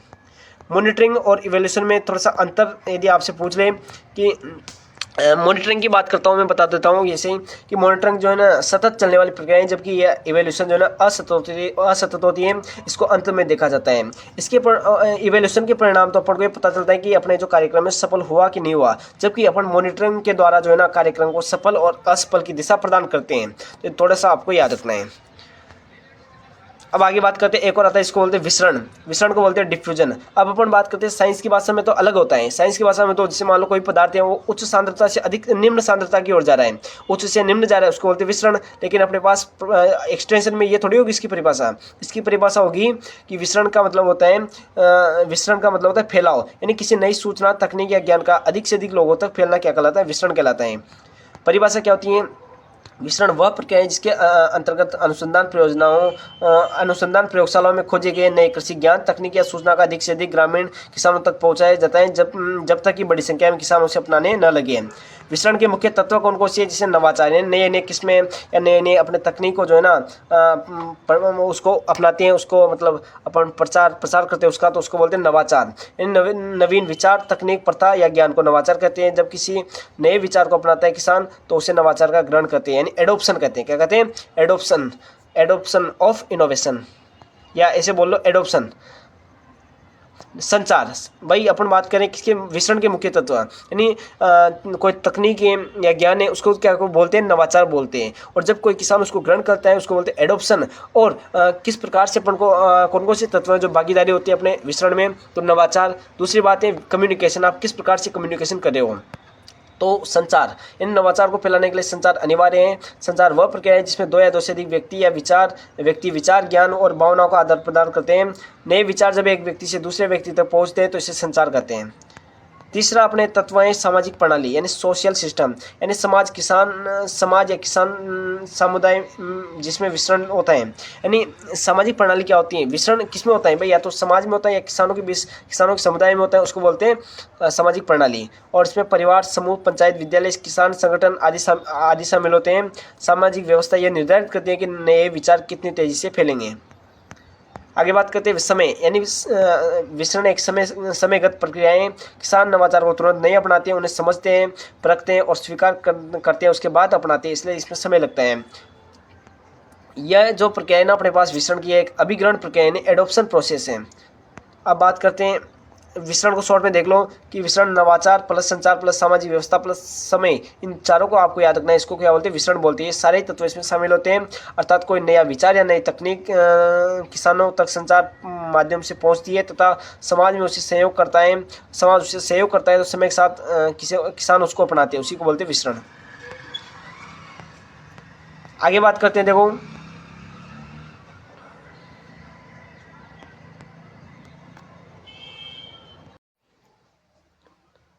आगे आता है अपने पास ट्रेनिंग। ट्रेनिंग को बोलते हैं प्रशिक्षण। प्रशिक्षण की अपन जो है परिभाषा, उद्देश्य और प्रकार की बात करने वाले हैं।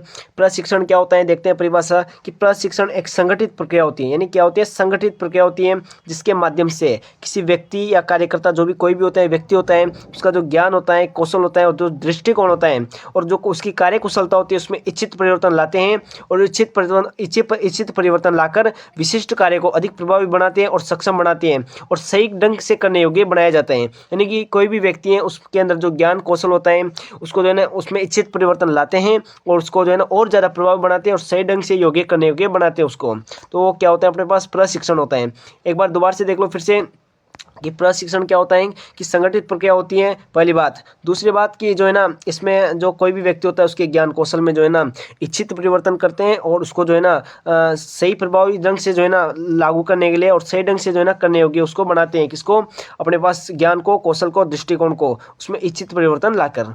आगे बात करते हैं, इसकी शॉर्ट परिभाषा की बात कर लेता हूँ। तो प्रशिक्षण वह प्रक्रिया है जिसमें व्यक्ति के ज्ञान कौशल और कार्य क्षमता में सुधार कर उससे कार्य को सही और कुशलतापूर्वक करने योग्य बनाते हैं। यानी अपने पास ट्रेनिंग क्या होती है कि ट्रेनिंग एक प्रक्रिया होती है जिसके माध्यम से जो है ना किसी व्यक्ति के ज्ञान कौशल और कार्य क्षमता में सुधार करते हैं और सुधार करके उसको किसी कार्य को सही और कुशलतापूर्वक करने योग्य बनाते हैं, उसको बोलते हैं ट्रेनिंग। आगे बात करते हैं कि ट्रेनिंग के उद्देश्य क्या क्या होते हैं। तो ट्रेनिंग का उद्देश्य होता है सबसे पहला कि कार्यकर्ता में जागरूकता लाना, यानी जो कोई भी कार्यकर्ता है, कोई भी व्यक्ति है, उसमें जागरूकता लाना। दूसरी बात की कार्य के प्रति रुचि बढ़ाना, नए ज्ञान और कौशल का विकास करना और कार्य कुशलता को बढ़ाना, समस्याओं को हल करने की क्षमता विकसित करना। इसके अलावा प्रसार कार्यक्रमों को प्रभावी रूप से लागू करना, व्यवहार और दृष्टिकोण में सकारात्मक परिवर्तन लाना, भविष्य के कार्यों के लिए तैयार करना और नई तकनीक अपनाने में सहायता करना।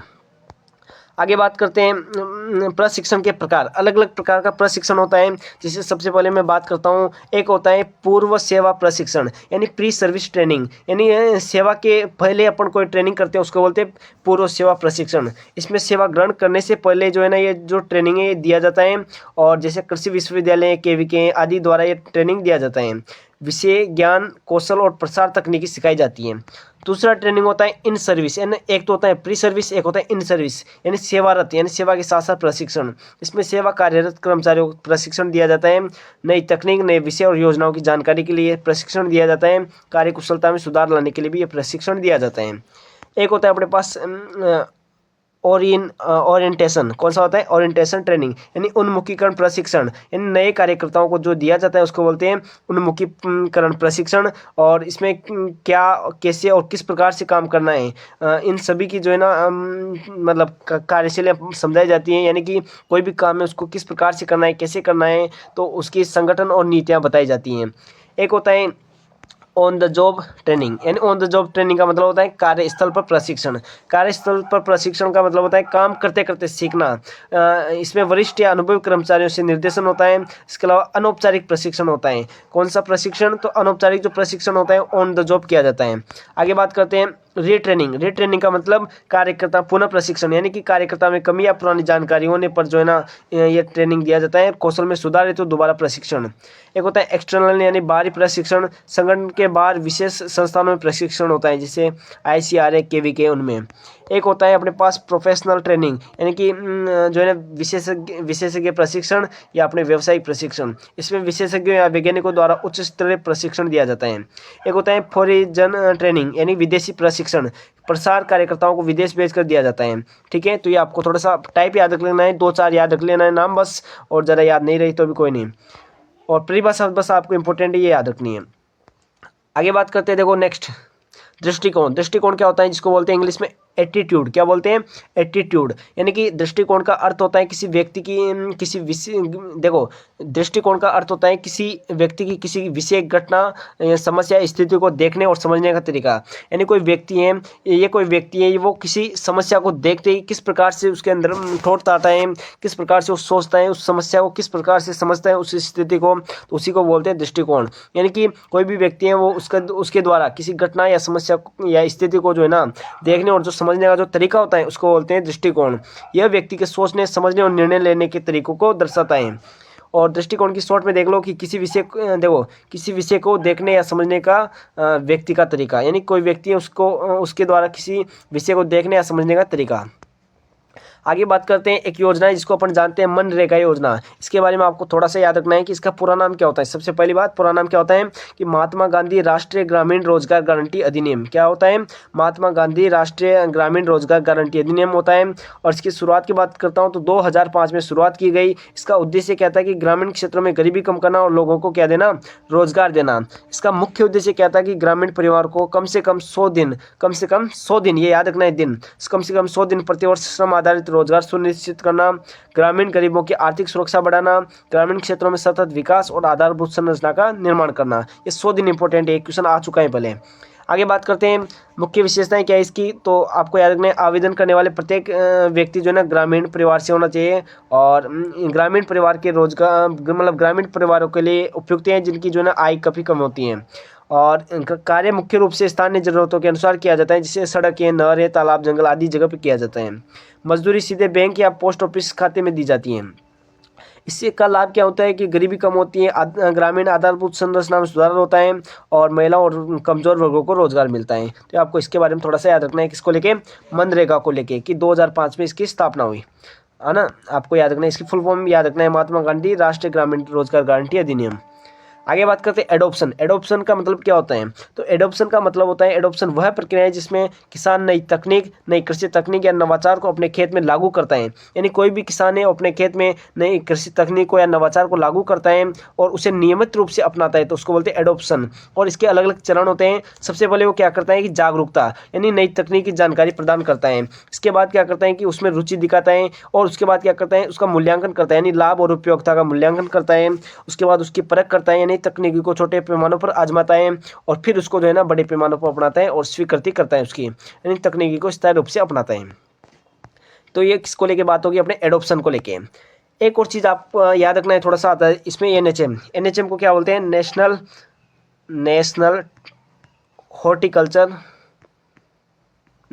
हॉर्टिकल्चर देखो horticulture mission, national horticulture mission की बात कर लेते हैं। तो ये जो नेशनल हॉर्टिकल्चर मिशन है, ये एनएचएम की फुल फॉर्म होती है। और इस एनएचएम की इसकी जो स्थापना हुई है, इसकी शुरुआत जो है ना कब हुई, 2005 से समय, यानी 2005 में इसकी शुरुआत की गई। और इसका जो मुख्य उद्देश्य था ना, वो था कि जैसे फल हैं, सब्जियाँ हैं, कौन कौन सी चीज़ें, एनएचएम का मुख्य उद्देश्य क्या था कि जो अपने फल हैं सब्जियाँ हैं, उनका क्या करना, उत्पादन को बढ़ाना, उनको बढ़ावा देना। इसके अलावा इस एनएचएम की बात करता हूँ तो इसका नाम फिर 2014 में बदल दिया गया। और 2014 में आप जानते हैं इसका नाम क्या कर दिया गया था, MIDH, क्या कर दिया था, MIDH। तो ये थोड़ा सा आपको याद रखना है, ठीक है।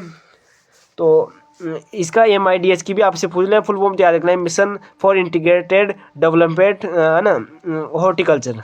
तो MIDH की बता देता हूँ एक बार फुल फॉर्म, MIDH यानी मिशन फॉर इंटीग्रेटेड, यानी एकीकृत डेवलपमेंट हॉर्टिकल्चर। तो इसकी जो है फुल फॉर्म हो जाएगी किसकी, MIDH की। और एनएचएम की स्थापना आपको याद रखना है कि नेशनल हॉर्टिकल्चर मिशन, राष्ट्रीय बागवानी मिशन, 2005 में स्थापना हुई। फल सब्जियों को बढ़ावा देने के लिए इसको चलाया गया और 2014 में इसका नाम बदल दिया गया। तो ये जो अपने आज का जो टॉपिक था, जिसका नाम था एक्सटेंशन एजुकेशन, इसके बारे में अपन ने जो है ना कंप्लीट जो इंपॉर्टेंट जितनी भी काम की चीज़ें थे, जो अपने क्वेश्चन में पूछी जाती हैं, या फिर जितनी भी जो इंपॉर्टेंट बातें थी अपन ने कंप्लीट कर ली। और आज के वन शॉट में पढ़ने जो है ना काफ़ी जो भी अपने क्वेश्चन लायक आने वाली जो चीज़ें हैं अपन ने पढ़ ली हैं। तो उम्मीद करता हूँ कि अब तक की जो इसके पहले की जो भी चीज़ें मैंने आपको समझाई वो आपको समझ में आई होगी। तो आपको याद रखना है, इन चीज़ों को एक बार अच्छे से पढ़ जाना है, क्लास को भले 2 बार देख जाना है, चीज़ें यही आएगी लेकिन अच्छे से पढ़ के जाना है, ठीक है। और जो मैंने वो आपको योजनाएं बताई थी, उनके नाम, उनकी फुल फॉर्म आपको देखते हुए जानी है, फुल फॉर्म तो देख के ही जानी है, और उनकी स्थापना या शुरुआत भी आपको देख के जानी है।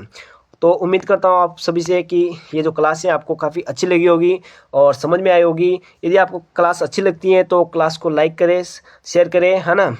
तो मिलते हैं किसी नेक्स्ट सेशन में किसी नए टॉपिक के साथ, तब तक के लिए धन्यवाद।